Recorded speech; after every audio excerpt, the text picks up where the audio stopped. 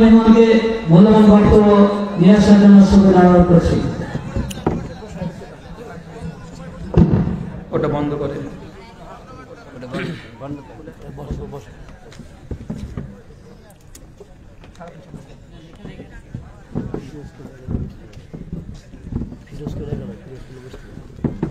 আসসালামু আলাইকুম ওয়া রাহমাতুল্লাহি ওয়া বারাকাতুহু।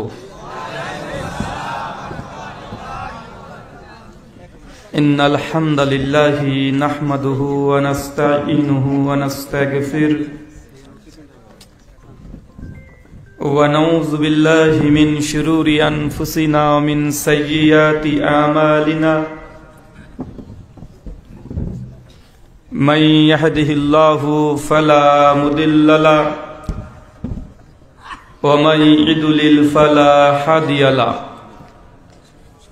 واشهد ان لا اله الا الله وحده لا شريك له واشهد ان محمدا عبده ورسوله اما بعد فإن خير الحديث كتاب الله وخير الهدي هدي محمد صلى الله عليه وسلم وشر الأمور محدثاتها وكل محدثة بدعة وكل بدعة ضلالة وكل ضلالة في النار. أعوذ بالله السميع العليم من الشيطان الرجيم من همزه ونفخه ونفسه. يا أيها الناس اتقوا ربكم الذي خلقكم من نفس واحدة وخلق منها زوجها وبث منهما رجالا كثيرا ونساء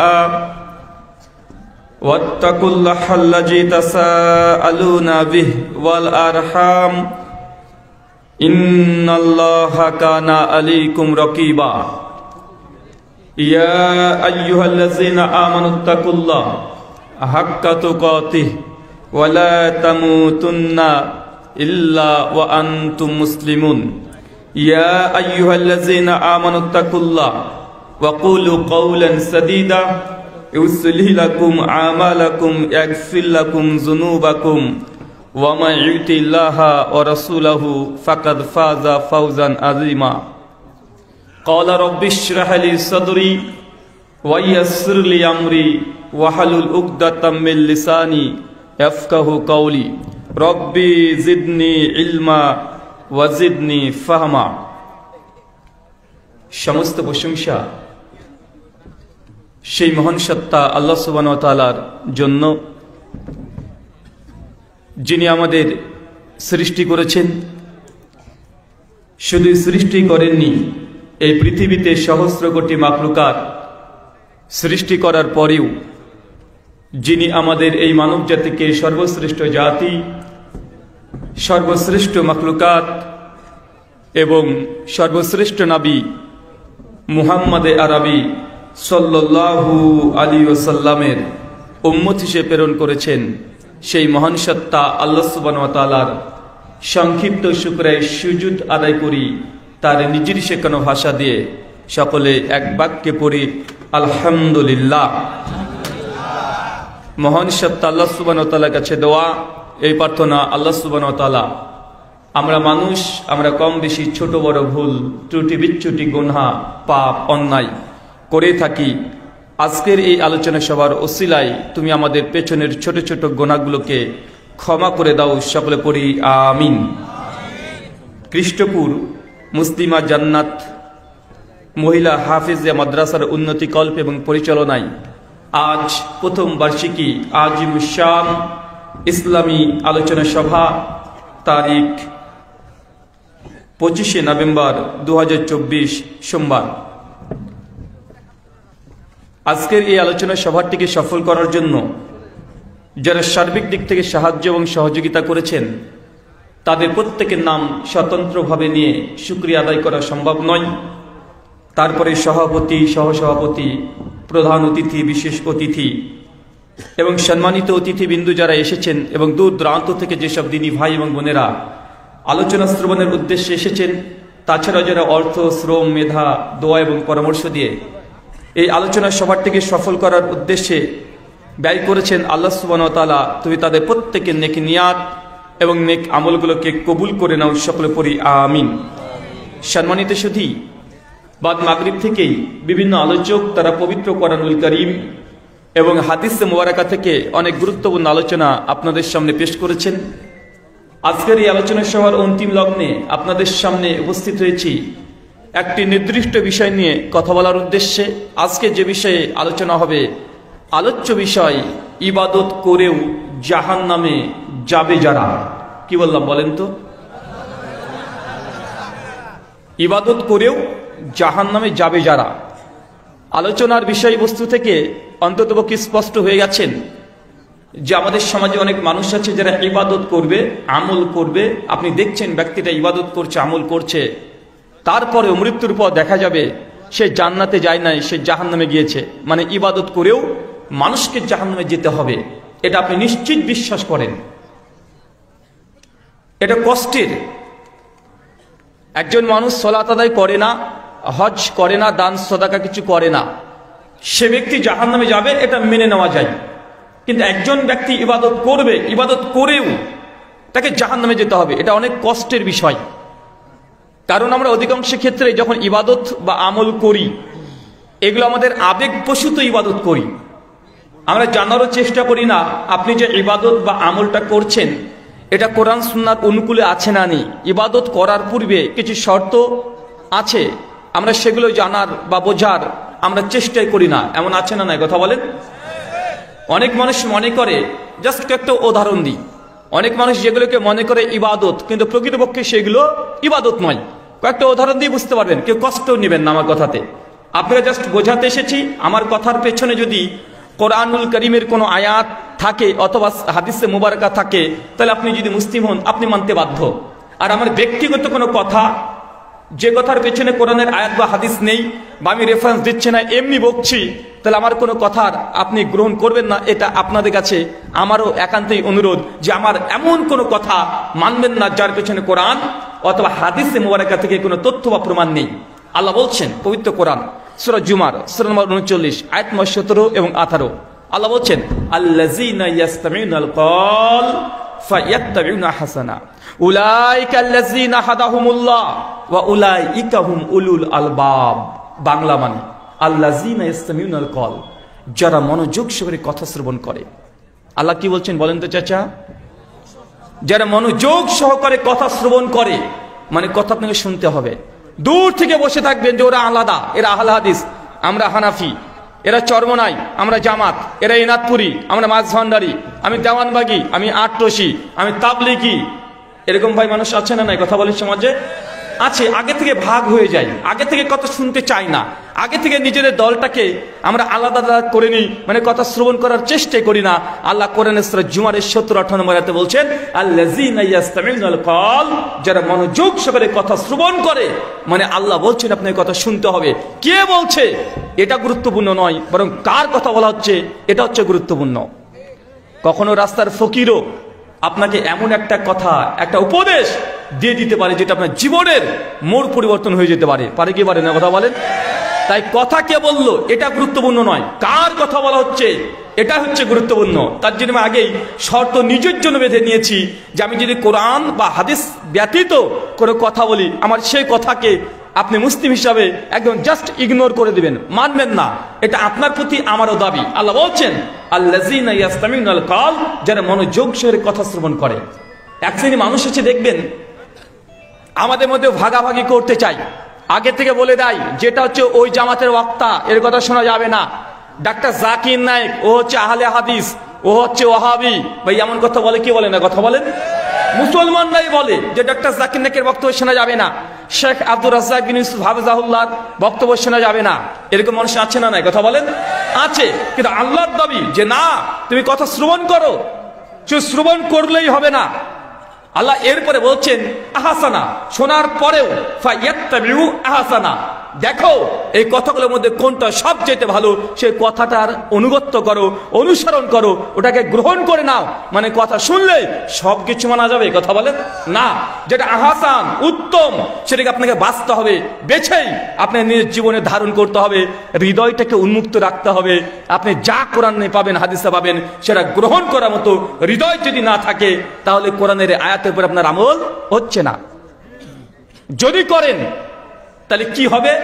আল্লাহ বলছেন আল্লাযীনা ইয়াসতামিউনাল কওল ফায়াত্তাবিউনা আহসানা উলাইকা আল্লাযীনা হাদাহুমুল্লাহ।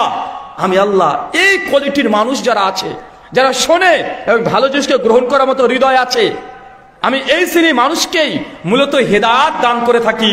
আমি আল্লাহ যাকে তাকে হেদায়েত দান করি না। মানে হেদায়েত পেতে হলে শুনতে হবে এবং ভালো জিনিসের অনুসরণ করতে হবে। যদি নাই শুনেন, আল্লাহ বলছেন আমি হেদায়েত করব না। আল্লাহ চাইলে আবু জাহেলকে হেদায়েত করতে পারতেন না? এটা কি আল্লাহর জন্য কঠিন ছিল? না। আল্লাহ আবু জাহেলকে হেদায়েত করেনি কেন? কারণ কথা শোনেনি। আল্লাহ নবীর উপর যখন কোরআন মাজিদ অবতীর্ণ হতো, আবু জাহেল, আবু লাহাব, উদবা, সাইবা তাদের সঙ্গপাঙ্গকে সবাইকে একদম ডিক্লার করে দিলে, শোনো মুহাম্মদের কাছে কেউ যাবে না। কারণ মুহাম্মদ যখন কোরআন পড়ে, মানুষ যেই কোরআন শুনে নাই, সেই তার ধর্মটাকে গ্রহণ করে নাই। খবরদার, কেউ মুহাম্মদের কাছে যাবে না। ভাই এরকম করতেন আবু জাহেল। মানে আবু জাহেলের চরিত্র ছিল এটা, কোরআন শোনা যাবে না, কোরআন যেখানে আছে মুহাম্মদের কাছে কেউ যাবে না। কারণ তার কথা যে শুনেছে সে ইসলাম গ্রহণ করে নিয়েছে। এখন আবু জাহেলের মতো কিছু মুসলিম সমাজেও মানুষ আছে ভাগ করে দিচ্ছে, এ ওয়াজ শোনা যাবে না, ওটা যাবে না। আছে না নাই? এটা মুসলমানের কণ্ঠ নয়, মুসলমানের কণ্ঠ এটা নয়, বরং এটা আবু জাহেলের কণ্ঠ, ওইখানে যাওয়া যাবে না। আল্লাহ সুবহানাহু ওয়া তাআলা বলছেন তারপরে এরা হচ্ছে উলুল আলবাব, প্রকৃতপক্ষে এরা হচ্ছে বুদ্ধিমান। এখন আমরা এখান থেকে চারটে জিনিস শিখলাম। এক, কথা শুনতে হবে। দুই, হৃদয় উন্মুক্ত রাখতে হবে, যেটা ভালো, সবচেয়ে ভালো আহসান, সেটাকে গ্রহণ করতে হবে। তিন, আল্লাহ এদেরকেই বলছে আমি মূলত হেদায়েত দিয়ে দেবো। চার, আল্লাহ তারপরে বলছে এরাই প্রকৃত বুদ্ধিমান। এই চারটে মানে মনে থাকবে তো? আচ্ছা, কোরআনের আয়াতে যে আল্লাহ বললেন যে আহসান, উত্তম জিনিসের অনুসরণ করো, ভালো কথাগুলোর অনুসরণ করো। এখন কার কথা ভালো? রবীন্দ্রনাথ ঠাকুরের? কেন তার কথা ভালো নয়? জি, কেন? রবীন্দ্রনাথ ঠাকুর কত সুন্দর আপনাদের বাংলাদেশের কবিতা রচনা করেছে, করে না ভাই? কেন কাজী নজরুল ইসলামের কথা ভালো নয়? তার কবিতা, তার সাহিত্য, ঝংকার, ভাষা, মাধুর্যতা অনেক উচ্চ লেভেলের, ওই দিক থেকে কোনো ঘাটতি নেই। কিন্তু উত্তম কথা বলতে গেলে এটা কোনো কবির কথাকে বলছে না। উত্তম কথা বলতে কবি নয়, ফিরে যেতে হবে নবীর দিকে। কোন দিকে কথা বলেন? কাজী নজরুল ছিলেন কবি, তার দ্বারা ভুল হতে পারে এবং ভুল হবে, এটাই ঠিক। কুল্লু বানি আদম খাত্তাউন, প্রত্যেক আদম সন্তান ভুলকারী। জামে তিরমিজি হাদিস না 2499 সনদ হাসান। তার মানে একজন কবি আর একজন নবীর মধ্যে পার্থক্য করতে হবে। মানে নবী তিনি যে কথা বলছেন, নিজের ব্যক্তিগত কোনো কথা তিনি বলতেন না। আল্লাহ কোরআনে বলছেন সূরা নাজম সূরা 53 আয়াত নম্বর 3 এবং 4, ওয়ামা ইয়ানতিকু আনিল হাওয়া ইন হুয়া ইল্লা ওয়াহয়ু ইউহা। আমার নবী তোমাদেরকে যে কথা বলে নিজের তরফ থেকে কিছু বলে না। আমি আল্লাহ যা ওহী করি আমার নবী তাই তোমাদের কাছে বলে দেয়। মানে নবীর কথা মূলত পরোক্ষভাবে। এটা কার কথা? কথা বলেন। এটা আল্লাহ সুবহানাহু ওয়া তাআলা আদেশ করছেন তুমি এটা বলো, এটা বলো। তখন নবী এই কথা বলছে মানুষের কাছে। তাই আহসান, উত্তম কথা বলতে কোনটা, আল্লাহ নবী নিজে ব্যাখ্যা করে দিচ্ছেন। সেই মুসলিম হাদিস নাম্বার 850, আল্লাহ নবী বলছেন ফাইন্না খায়রাল হাদিসি কিতাবুল্লাহ। শুনে রাখো, দুনিয়াতে সবচেয়ে ভালো যদি কোনো কথা হয়ে থাকে সেটা যে কিতাব আল্লাহ, আল্লাহর কিতাবের কথা। বলেন তো সেটা কার কথা? না পীর সাহেব? পীর সাহেব নাকি? আল্লাহ বলছেন খায়রাল হাদিসি কিতাবুল্লাহ, সবচেয়ে উত্তম হাদিস, উত্তম কথা সেটা হচ্ছে আল্লাহর কোরআনের কথা। ওয়া খায়রাল হাদি হাদিউ মুহাম্মদ সাল্লাল্লাহু আলাইহি ওয়াসাল্লাম। এরপরে সবচেয়ে উত্তম কথা সেটা জনাবে মুহাম্মদ রাসূলুল্লাহ সাল্লাল্লাহু আলাইহি ওয়াসাল্লামের। তার মানে কোরআনের আয়াত যে বলল উত্তম কথার অনুসরণ করো, উত্তম বলতে এখানে কবি কাজী নজরুলের কথা বলে নাই, উত্তম বলতে এটা আমার কথা বলে নাই, উত্তম বলতে ডক্টর জাকির নায়েকের কথা বলে নাই, উত্তম বলতে কোন পীর মাশায়েখ তার কথা বলে নাই। উত্তম বলতে আল্লাহর কোরআন এবং নবীর হাদিসের কথা। কথা কি বুঝতে পারলেন? এটা আল্লাহর দাবি, নবী সাল্লাল্লাহু আলাইহি ওয়াসাল্লামের ব্যাখ্যা। তাই মনোযোগ সহকারে শুনতে হবে। কোন কথা যদি কোরআন এবং হাদিসের যদি আপনার বিরুদ্ধে চলে যায়, আপনার ভাইয়ের বিরুদ্ধে চলে যায়, আপনার রাষ্ট্রের বিরুদ্ধে চলে যায়, আপনার পীরের বিরুদ্ধে চলে যায়, তারপরে হৃদয়কে কঠিন রাখতে হবে যে কোরআন সে আছে, আমার বাপের বিরুদ্ধে গেলেও আমি কোরআনের কথা মানবো, এমন হৃদয়কে কঠোর রাখতে হবে। যদি রাখতে পারেন আল্লাহ তবে আপনাকে হেদায়েত দান করবেন। আমি জানি আপনি কষ্ট পাবেন কয়েকটা কথা বললেই। জামে তিরমিজি, সহিহ মুসলিম, হাদিস না 253, আল্লাহ নবী বলছেন, মান তারাকা সালাতা মুতাম্মাদান ফাকাদ কাফারা, যে ব্যক্তি ইচ্ছাকৃত নামাজ ত্যাগ করে দিয়েছে এই ব্যক্তি কাফের। কি বলেন তো? আপনি কষ্ট পাবেন, জানি আপনি কষ্ট পাবেন, কারণ আল্লাহ নবী বলছেন যে সালাতকে ত্যাগ করে দিয়েছে, নামাজকে বাদ দিয়েছে, নামাজ পড়ে নাই, নবীর ভাষায় ফাকাদ কাফারা, এই ব্যক্তি কাফের হয়ে গেছে। বাইনাল আবদে বাইনাল সালাহ তারকুস সালাহ, বাইনাল আবদে বাইনাল কুফরু তারকুস সালাহ। একজন মুমিন আর একজন কাফের মধ্যে পার্থক্য আল্লাহ নবী পরিষ্কারভাবে বলছে, তারকুস সালাহ, সালাতকে পরিত্যাগ করা, মানে আপনি নামাজ না পড়লে নবীর ভাষায় আপনি কাফের, এটা আপনার বিরুদ্ধে। তারপরেও আপনার হৃদয়কে কঠিন রেখে আপনাকে শুনতে হবে। যদি না শুনেন আপনার হৃদয়ে সালাতের জন্য ভালোবাসা মহব্বত আসবে না। আসবে? কথা বলেন। আচ্ছা, আল্লাহ নবী যে বললেন মুমিন আর মুসলমানের মধ্যে পার্থক্য হচ্ছে সালাত, আর নবী তারপরে বলছে যে সালাত ত্যাগ করেছে সে কাফের হয়ে গেছে। আচ্ছা, কোন কোয়ালিটির কাফের? কাফের তো অনেক কোয়ালিটির আছে না ভাইজান? কাফের তো অনেক কোয়ালিটির আছে। মুসনাদ আহমদ হাদিস না 17109, আল্লাহ নবী বলছেন যে দুনিয়াতে সালাত নামাজকে ত্যাগ করে দিয়েছে এই ব্যক্তি কিয়ামতে হাসর হবে 1 নম্বর ফেরাউনের সঙ্গে। কার সঙ্গে? কার সঙ্গে? ফেরাউনের সঙ্গে। মানে আপনি যে কোন কোয়ালিটির কাফের এটা হাদিসে ইঙ্গিত দিচ্ছে। মানে আপনি যে সালাতকে পরিত্যাগ করে দেন আপনি কিয়ামতে নবীর সঙ্গে উঠতে পারবেন না। সূরা বনী ইসরাইল আয়াত নাম্বার 71 আল্লাহ বলছে, ইয়াউমা নাদউ কুল্লা উনাসিন বিইমামিহিম, সেই দিন কিয়ামতের সংকটময় সময় প্রত্যেক মানুষ নিজ নিজ ইমামের সঙ্গে উঠবেন। ইমাম বলতে এখানে নবীন, নবীদের সঙ্গে উঠবে। মানে আমরা মুসলমান যারা আমরা সালাত আদায় করেছি, যারা আমরা হজ করেছি, জাকাত দিয়েছি, আমরা নবী মুহাম্মদ সাল্লাল্লাহু আলাইহি ওয়াসাল্লামের পেছনে উঠবো। আর নবী বলছেন যে ব্যক্তি সালাত ত্যাগ করে দিয়েছে সে কাফের হয়ে গেছে। কার পেছনে উঠবে? কার সঙ্গে? ফেরাউনের সঙ্গে। এখন আপনি চিন্তা করে দেখেন আপনি কাকে ইমাম চান কিয়ামতের সংকটময় সময়? ফেরাউনের সঙ্গে যদি উঠতে চান সালাতের দরকার নেই। আর যদি বলেন না আমি আমাদের নবীর সঙ্গে উঠবো, তাহলে আপনাকে কিয়ামতের মাঠে নয় এখন থেকে প্রস্তুতি নিতে হবে। আপনাকে সালাত আদায়ের জন্য বাধ্যতামূলক সালাত আদায় শুরু করতে হবে। জানি এই জিনিসটা আপনার জন্য কঠিন, তারপর আপনাকে মেনে চলতে হবে, এটাই ঠিক। আলোচ্য বিষয়, ইবাদত করেও জাহান্নামে যাবে যারা। আচ্ছা বলেন তো, ইবাদত ইবাদত করছি, ইবাদত এটা কোন ভাষা? কি ভাষা? আরবি। এটা বাংলা মানে কি? উপাসনা করা। এটা তো সংস্কৃত টাচ চলে গেল। জি, দাসত্ব করা। মাশাআল্লাহ। সূরা জারিয়াত সূরা নম্বর 51 আয়াত নম্বর 56 আল্লাহ বলছেন, ওয়ামা খলাকতু জিন্না ওয়া ইনসা ইল্লা লিয়াবুদুন। ওয়া মা, ভালো করে কোরআনটা দেখেন, ওয়া মা, অবশ্যই না। মা হচ্ছে নাফিস থেকে না বোধক, অবশ্যই না। আমি মানুষকে সৃষ্টি করতাম না, জিনকেও সৃষ্টি করতাম না। আল্লাহ বলছেন আমি মানুষ এবং জিনকে সৃষ্টি করতাম না। কেন করেছি? কালিমা হাসর তাগিদ আছে, ইল্লা লিয়াবুদুন, শুধুমাত্র কেবলমাত্র মানুষ আর জিন যেন আমার ইবাদত করে, আমি এই জন্য সৃষ্টি করেছি। মানে সৃষ্টির উদ্দেশ্য অন্য কিছু নয়, আল্লাহর ইবাদত করা। কি করা? কথা বলেন। ইবাদত করা। ইবাদত মানে কি বুঝলাম? দাসত্ব করা। শুধু ইবাদত মানে দাসত্ব করাতে ক্ষান্ত নয়। শাইখুল ইসলাম ইবনে তাইমিয়া রাহিমাহুল্লাহ মৃত্যুবরণ করেছে আজকে 700 বছর পূর্বে, 751 হিজরিতে তিনি মৃত্যুবরণ করেছে। তার বিখ্যাত জগৎ বিখ্যাত গ্রন্থ আছে মিনহাজুস সুন্নাহ বিন নববিয়্যা, দ্বিতীয় খণ্ডের 420 এবং 21 পৃষ্ঠায় বলছেন ইবাদত 2 ভাগে ভাগ। কয় ভাগে ভাগ? আরো জোরে বলেন। ইবাদত 2 ভাগে ভাগ। আজকে আলোচনা থেকে একটা জিনিস হলে শিখতে হবে, বেশি জিনিস শেখার দরকার নেই। একটা জিনিস শিখে যান। একটা যদি শিখতে পারেন, এই যে প্রথম বার্ষিকী ওয়াজ মাহফিল আপনাদের হচ্ছে ইনশাআল্লাহ, আল্লাহ যদি কবুল করে নেয়, এই একটা জিনিস শিখেই যে আপনি আমল করেন, আল্লাহ চাইলে আপনাকে ক্ষমা করে জান্নাত দিতে পারে কি পারে না? কথা বলেন। তার জন্য ইবাদত মানুষ অনেক জানে, অনেক কিছু ইবাদত করতে হয় জানে, জিকির আজকার তসবিহ তাহলিল সব জানেন, কিন্তু আপনি এটা জানেন না যে ইবাদত করেও আপনার জাহান্নামে যেতে হবে। তাই কি করলে জাহান্নাম থেকে বাঁচবেন আগে এটা জানা জরুরি। ইবাদত করাটা জরুরি নয়। কেন হিন্দুরা ইবাদত করে না? কি বলেন? করে না? ওই যে আমি বললাম ইবাদতের মানে কি, আপনি বলেন উপাসনা। উপাসনা কারা বলে? হিন্দুরা বলে। আমরা তসবি টিপি, ওরা তো তসবি টেপে না ভাইজান। 16 মালা দেখবেন টিপছে। আমরা ওয়াজ মাহফিল করছি, মিলাদ করছি, হিন্দু দাদারাও দেখবেন তাদের জুন জুলাই মাসের দিকে হরিনাম বাসর করে, নাম জপ করে, হরিনাম জপ করে কি করে না?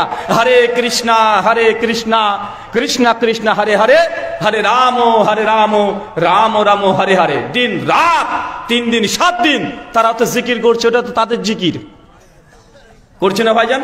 ইবাদত তো তারা করছে, করে নাকি ইবাদত? সবাই কম বেশি ইবাদত করছে।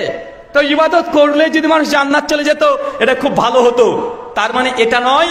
আপনাকে এই জন্য বোঝানোর চেষ্টা করব যে ইবাদত করেও মানুষকে জাহান্নামে যেতে হবে। এখন কোন ইবাদত করলে আপনি জাহান্নামে যাবেন আর কোন ইবাদত করলে জান্নাতে যাবেন, জানার দরকার আছে না নাই?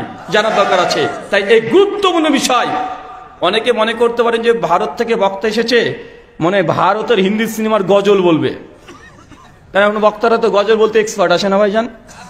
একদম 1 ঘন্টা আলোচনা করলে 15 থেকে 20 খানা গজল বলে। আর প্রত্যেকটা গজল আছে সেগুলো একদম হিন্দি আর বাংলা সিনেমার লেটেস্ট ভার্সনে যে গানগুলো আছে, ওই সুরে ওই ঢং দিয়ে গজল বলা হয় কি হয় না? কথা বলেন। তার মানে যে হুজুর গজলটাকে নকল করেছে, ওই হুজুর অরিজিনাল গানটা, হিন্দি গানটাকে কতবার শুনেছে? মানে বুঝতে পারলেন না মনে হয়। আচ্ছা, আমি যে গান শুনিনি সেই গানকে সুর দিতে পারবো? তো ওই হুজুর যখন একটা গজল বলছে গানের ঢঙে, গানের সুরে, তাহলে কমপক্ষে গানটাকে না হলে 10 থেকে 20 বার কমপক্ষে শুনতে হয়েছে। নচেছে নকল করবে কি হবে?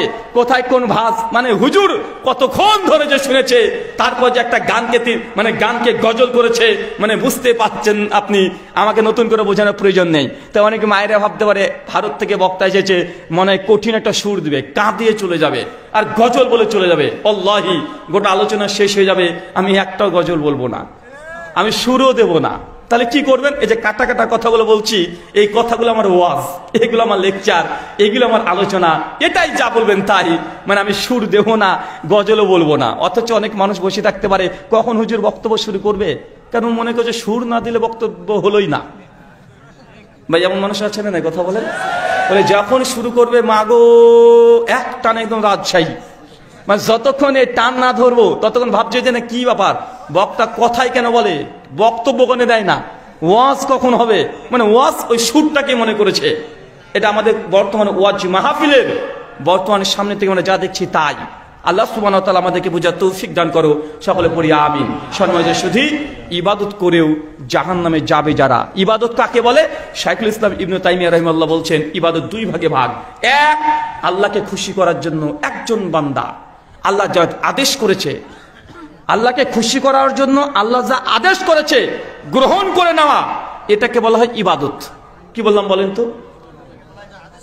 আল্লাহ যা আদেশ করেছে, আপনি বান্দা আল্লাহকে খুশি করার জন্য সে আমলটা করবেন, আদেশকে গ্রহণ করবেন, এটাকে বলা ইবাদত। উদাহরণ, আল্লাহ বলছেন আকিমিস সালাহ, নামাজ কায়েম করো। নামাজ পড়ছেন, অবশ্যই ইবাদত করছেন। অতু যাকাত, যাকাত আদায় করছেন, অবশ্যই আল্লাহর ইবাদত করছেন। সূরা বাকারা 2 আয়াত নাম্বার 83 আল্লাহ বলছেন ইয়া আইয়ুহাল্লাযিনা আমানু, হে বিশ্বাসীগণ, কুতিবা আলাইকুমুস সিয়াম, তোমাদের উপরে রোজাকে আমি ফরজ করেছি। রমজান মাসে যদি একজন বান্দা সিয়াম পালন করে, রোজা পালন করে, এটা ইবাদত কি ইবাদত নয়?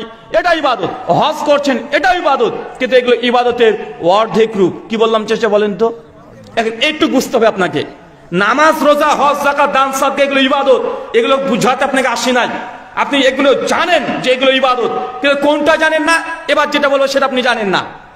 আল্লাহ সুবহানাহু ওয়া তাআলা যেগুলোকে নিষেধ করেছেন, যেগুলো হারাম করেছেন, সেই হারাম জিনিস থেকে আপনি দূরে থাকবেন। হারাম বস্তুর কাছে যাবেন না। যখনই হারাম জিনিস সামনে চলে আসবে আপনি বলবেন ইন্নী আখাফুল্লাহ, নিশ্চয়ই আমি আমার রব আল্লাহকে ভয় করি। এই কথা বলে চট করে ওই স্থানকে ত্যাগ করে দিবেন। এই যে স্থান ত্যাগ করে পালিয়ে আসলেন, এটাও ইবাদত। উদাহরণ, কোরআনুল কারীম সূরা বনী ইসরাঈল সূরা 17 আয়াত নাম্বার 32 আল্লাহ বলছেন লা তাকরাবুজ জিনা, জিনা যে রাস্তায় আছে তার ধারের কাছে যেও না। কথা বুঝতে পারলেন না ভাইজান? কি বললাম বলেন তো? জেনা যে রাস্তায় আছে তার ধারে কাছে যেও না। জেনা যে রাস্তায় আছে তার ধারে কাছে যেও না মানে জেনা বলতে কি বুঝেন আপনি? শুধু অবৈধ মেলামেশাকে আপনি জেনা বুঝেন, কিন্তু আপনি এটা বুঝেন না। তার জন্য প্রশ্ন করেছি, আপনি ভাবছেন একজন বিবাহ ছাড়া বিয়ের বহির্ভূত একজন নারী একজন পুরুষ যদি একত্রিত হয় এটাকে জেনা বা ব্যভিচার বলে, কিন্তু আল্লাহ নবী বলছেন প্রত্যেক আদম সন্তানের 3 কোয়ালিটি জেনা করেই থাকে। এক চোখের জেনা, চোখ দিয়ে দেখা, বা এই কথা আপনি শুনেছেন, কিন্তু এই জিনিসটা আপনার মাইন্ডে থাকে না। চোখ দিয়ে দেখা মানে রাত্রিবেলাতে আপনি পর্নোগ্রাফি ভিডিও দেখছেন, এই যে দেখছেন এটা জেনা কি জেনা নয়? কথা বলেন। কিন্তু এই গুনাহটা আপনি করছেন কি করছেন না? এটাও জেনা, মানে সরাসরি একজন ফিজিক্যালে যাচ্ছেন, একদম ডাইরেক্ট। এটা তো জেনা একদম বড় ধরনের। জেনা কিছু বাচ্চা কাচ্চা আছে, মানে এই জেনা প্রথমে একটা মানুষ প্রথম দিনে ওই খারাপ জায়গাতে যেতে পারে না, আস্তে আস্তে সে আস্তে আস্তে আস্তে ওই গভীর জায়গাতে চলে যায়। প্রথম চোখের জেনা কি? কথা বলেন। চোখ দিয়ে দেখা। আচ্ছা, পর্নোগ্রাফি দেখছেন কি দেখছেন না? গোটা বিশ্ব জগতের ওয়েবসাইটের রিপোর্ট, গোটা বিশ্ব জগতে যেই সব সাইটগুলোকে সব চাইতে মানুষ বেশি সার্চ করে সেগুলো হচ্ছে পর্নোগ্রাফি সাইট। মানে উলঙ্গ বিভিন্ন রকমের নোংরা ভিডিও আছে, এই সাইটগুলো মানুষ সবচেয়ে বেশি সার্চ করছে। তার মানে বোঝা যাচ্ছে মানুষ এগুলো দেখে। দেখে না তো কাদের জন্য তৈরি করে? দেখে বলে তো করছে। চোখ দিয়ে দেখা, কান দিয়ে শুনছেন, অন্তর দিয়ে কল্পনা করছেন। হঠাৎই দেখছেন গভীর রাত্রিতে একটা মেয়ে আপনাকে ফোন করেছে, আপনি যুবক তরুণ, এসে বলছে ভাইয়া কেমন আছেন। আপনি নাম্বারটা দেখে বুঝতে পারছেন যে এটা আপনার নাম্বার না, পরিচিত নাম্বারও না, একটা মহিলার কণ্ঠ। আপনি সঙ্গে সঙ্গে বলছেন যে আপু আপনি কে বলছেন। মেয়েটা আপনাকে একটু কোমল কণ্ঠে বলছে ভাই আপনি চিনতে পারবেন না আমাকে, তবে আপনার নাম্বারটা ফেসবুক থেকে পেয়েছি। আপনি বলছেন বোন কে বলছেন, বলবেন তো? বলছে আপনি আল্লাহই চিনতে পারবেন না, তবে কথা বলতে থাকেন, আস্তে আস্তে চেনা জানা হয়ে যাবে। এই কথা যদি বলে, আর ছেলেটা যদি বলে ইন্নী আখাফুল্লাহ, নিশ্চয়ই আমি আমার রব আল্লাহকে ভয় করি, এই কথা বলে সঙ্গে সঙ্গে চট করে মোবাইলটাকে যদি ফোনটা কেটে দেয়, ভাই বলেন তো এটা ইবাদত কি ইবাদত নয়? এটাও ইবাদত। চাচা আপনাকে দীর্ঘদিন ধরে দেখে আসছি, এশার সালাত কেবল শেষ করেছেন, এশার সালাত শেষ করে সঙ্গে সঙ্গে ঝট করে মসজিদ থেকে বেরিয়ে আসছেন, এসে সঙ্গে সঙ্গে চায়ের দোকানে বসছেন। চায়ের দোকানে একটা বড় টিভি লাগানো আছে, টিভিতে আমাদের ভারত থেকে বিভিন্ন সিরিয়াল হয়, বিভিন্ন গান বাদ্যযন্ত্র চলে। আপনি প্রতিদিন নামাজ শেষ করে টিভি দেখছেন, আর দোকানদারকে বলছেন একটা 300 জর্দা দিয়ে, কি পুরি জর্দা আছে আপনাদের বাংলাদেশে, হাকিম পুরি জর্দা দিয়ে আপনি পাঞ্চি বাচ্ছেন আর গান শুনছেন। আছে না নাই? কথা বলেন। আছে না নাই? আছে।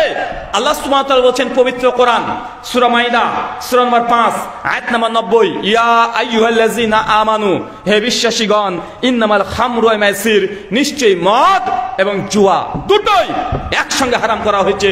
মদ এবং জুয়া আপনি জানলেন যে আপনি যে হাকিমপুরি জর্দা দিয়ে পান খাচ্ছেন এটা হালাল না হারাম? কিন্তু হুজুর যে বলেছে মুকরু, হুজুর বলে না ভাইজান। আর আমরা বাঙালি মানুষ তো, মানে আরবি ভাষার প্রতি আমাদের একটু বেশি ভালোবাসা, একটু বেশি আমরা সম্মান করে ফেলি। মানে বলে না যে বাপকে বাপ বলে না, শ্বশুরকে আব্বাজান বলে, তো অনেকটা আরবি ভাষার প্রতি আমাদের এতটা ভালোবাসা আছে। মানে হুজুরকে যখন বলছেন হুজুর এই যে বিড়ি সিগারেট জর্দা আলাপাতা ধৈনি যা খাচ্ছেন এগুলো তো নিষিদ্ধ দ্রব্য, আল্লাহ সুবহানাহু ওয়া তাআলা খামরুনকে হারাম করেছে, খামারকে তো হারাম করেছে, কেন খাচ্ছেন? হুজুর স্বীকার করতে চায় না। হুজুর বাঙালি মুসলমানকে বলে আরে কে বললো বিড়ি সিগারেট জর্দা হারাম রে বাবা? আরে কোরআনে কোন জায়গাতে বিড়ি সিগারেটের নাম লেখা আছে? সত্যি কোরআন ঘাটলে আপনি বিড়ি সিগারেট জর্দা কিছুই পাবেন না। বলছে তাহলে হারাম ফতোয়া দিল কিভাবে? তো হুজুর তাহলে বিড়ি খাওয়া কি, জর্দা খাওয়া কি? উনি ঘুরিয়ে পেঁচিয়ে বলবে আসলে বিড়ি খাওয়া এটা তোর বুঝতে পারছিস, সেটা এটা করে শেষে ঘুরে বলবে এটা হচ্ছে মুকরু, মানে ঠিক করে শব্দটাও বলে না, শব্দ হচ্ছে মাকরু। কি বলেন তো? মাকরু। আচ্ছা মাকরু বাংলা মানে জানেন? মাকরু বাংলা মানে হচ্ছে খারাপ, মাকরু মানে ক্ষতিকর, মাকরু মানে অপছন্দনীয়, মাকরু মানে নিন্দনীয়। বলেন মাকরুর একটা বাংলা ভালো বলেন? আমরা বাঙালি, হুজুর যেহেতু বলেছে বিড়ি খাওয়া হারাম না, বাঙালি বুঝে হারাম না মানে হালাল। মাকরু আবার কি ক্যা চিজ হে? মানে এরকম মনে করেন না ভাইজান যে মাকরু এটা আবার কি হয় হালাল হবে নচেত হারাম হবে। তো মাকরু যখন বলছে তো মনে হয় খাওয়া যায়।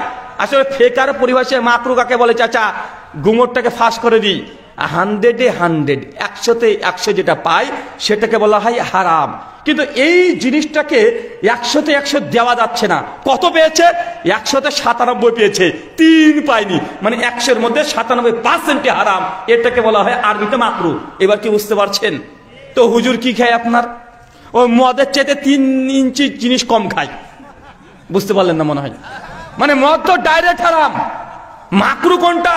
যেটা মদের কাছাকাছি, মাত্র 3 নম্বর আর পায় নাই, 3 নম্বর পেলেই ওটা মদ হয়ে যেত। কথা কি বুঝতে পারছেন? হুজুর তারপরে বলছে এটা মাকরু, আবার জোর করে চিৎকার মেরে বলছে কই কোরআনে তো বিড়ির কথা লেখা নেই, জর্দার কথা লেখা নেই, অতএব এটা হালাল বা মাকরু বলে দিচ্ছে। আচ্ছা কোন যদি হিরোইনচি, আপনাদের এলাকায় হিরোইন খায় কেউ? হ্যাঁ, আচ্ছা হিরোইন খোঁজ যদি বলে কোরআনে তো মদ খাওয়ার কথা নিষেধ আছে, আমি তো হিরোইন খাই, হিরোইনের কথা তো কোরআনে নেই, হাদিসেও নেই। কোন হুজুর যদি দেখাতে পারে আমি হিরোইন খাওয়া বাদ দিয়ে দেবো, ভাই কোরআন থেকে হিরোইন পাবেন? আচ্ছা কেউ যদি বলে কোরআনে তো আল্লাহ মদ হারাম করেছে, আমি তো মদ খাই না, বিয়ার খাই। এখন বিয়ার তো কোরআনে হারাম নাই, আছে নাকি? কথা বলেন, বিয়ারের নাম ধরে কোরআনে হারাম পাওয়া যাবে? পাওয়া যাবে না। কেউ যদি গাঁজাখোর, সে যদি বলে যে আল্লাহ মদ হারাম করেছে, গাঁজা তো আর হারাম করেনি, তাই গাঁজা খাওয়াটা মাকরু বলে জায়েজ বলে যদি খেতে শুরু করে, এটাকে জায়েজ হবে? কথা বলেন। তো এখনো বর্তমানে আধুনিক টেকনোলজি গোটা বিশ্ব জগতে কয়েক লক্ষ প্রজাতির এখন নেশা পাওয়া যায়। এখন আল্লাহ যদি প্রত্যেকে নেশার নাম ধরে ধরে কোরআনে লিখতো মদ, বিড়ি, সিগারেট, হিরোইন, বিয়ার, এখন বিয়ার বা ব্র্যান্ড, এটা লেবুজিন, এটা অমুক জিন, কত যে নাম আছে, আছে না নাই? কথা বলেন। এখন আল্লাহ যদি এই নেশার নাম ধরে যদি হারাম করতো, এই কোরআনের মতো 10খানা কোরআন লাগতো। লাগতো কি লাগতো না? কথা বলেন। আল্লাহ এর জন্য এক কথা বলে দিয়েছে, সুনান ইবনে মাজাহ হাদিস 3376, কুল্লু মুসকির খামরুন, কুল্লু খামরুন হারামুন, যা খেলে মানুষের মধ্যে নেশা তৈরি হয় তা সব হারাম। মানে এক কথায় একদম বাউন্ডার আউট করে দিয়েছে। যা আছে পৃথিবীতে যাতে নেশা হবে তাই হারাম। এখন বলেন বিড়ি খেলে আপনার নেশা হয় কি হয় না? সিগারেট খেলে নেশা হয় কি হয় না? আচ্ছা কে কে বিড়ি খান একটু হাত তোলেন তো। মাশাআল্লাহ, কেউ খান না আপনারা? না না, আপনারা তো ভালো মানুষ, কেউ খান না, মাশাআল্লাহ। আচ্ছা আপনাদের এই রাজশাহীর সবচেয়ে বিখ্যাত খাবারের নাম কি? আম। আচ্ছা কে কে আম খেতে ভালোবাসেন বা খান একটু হাত তোলেন তো দেখি। মাশাআল্লাহ, হাত নামিয়ে ফেলেন আবার। আচ্ছা এই যতজন মানুষ এখানে বসে আছেন আসলে কি তারা বিড়ি খায় না?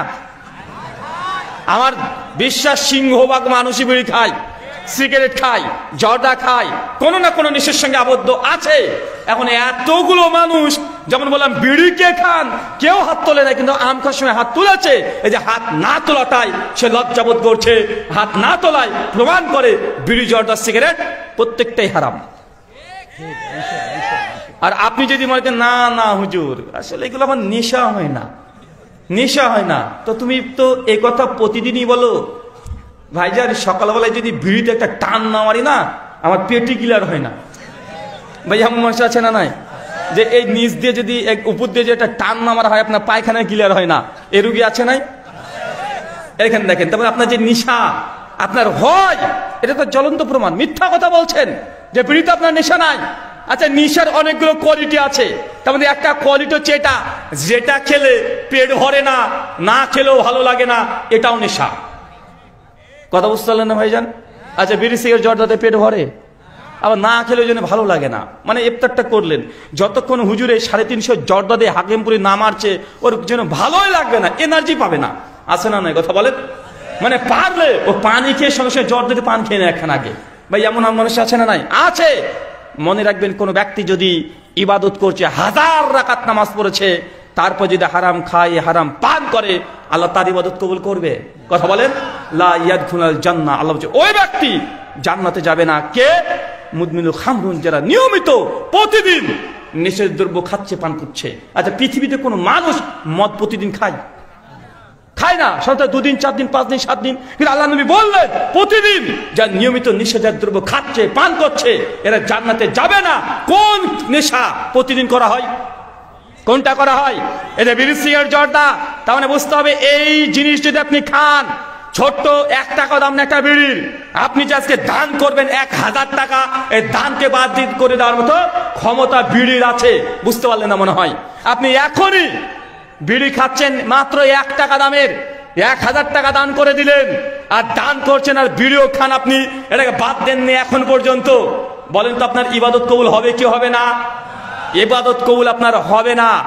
আল্লাহর নবী তার জন্য বলছে ইবাদতের দুটো ভাগ, এক আল্লাহ যা আদেশ করেছে গ্রহণ করবেন, এটা যেমন ইবাদত, আল্লাহ যা নিষেধ করেছে ভয়ে ছেড়ে দিবেন, করবেন না, এটাও ইবাদত। আমরা মূলত নামাজ রোজা যারা করি তো করি, এটা বেশি কঠিন কাজ নয়। নামাজ রোজা হজ যাকাত বেশি কঠিন কাজ নয়, আল্লাহই বেশি কঠিন কাজ নয়। বেশি কঠিন কাজ আল্লাহ যেগুলো হারাম করেছে, হারাম থেকে দূরে থাকা।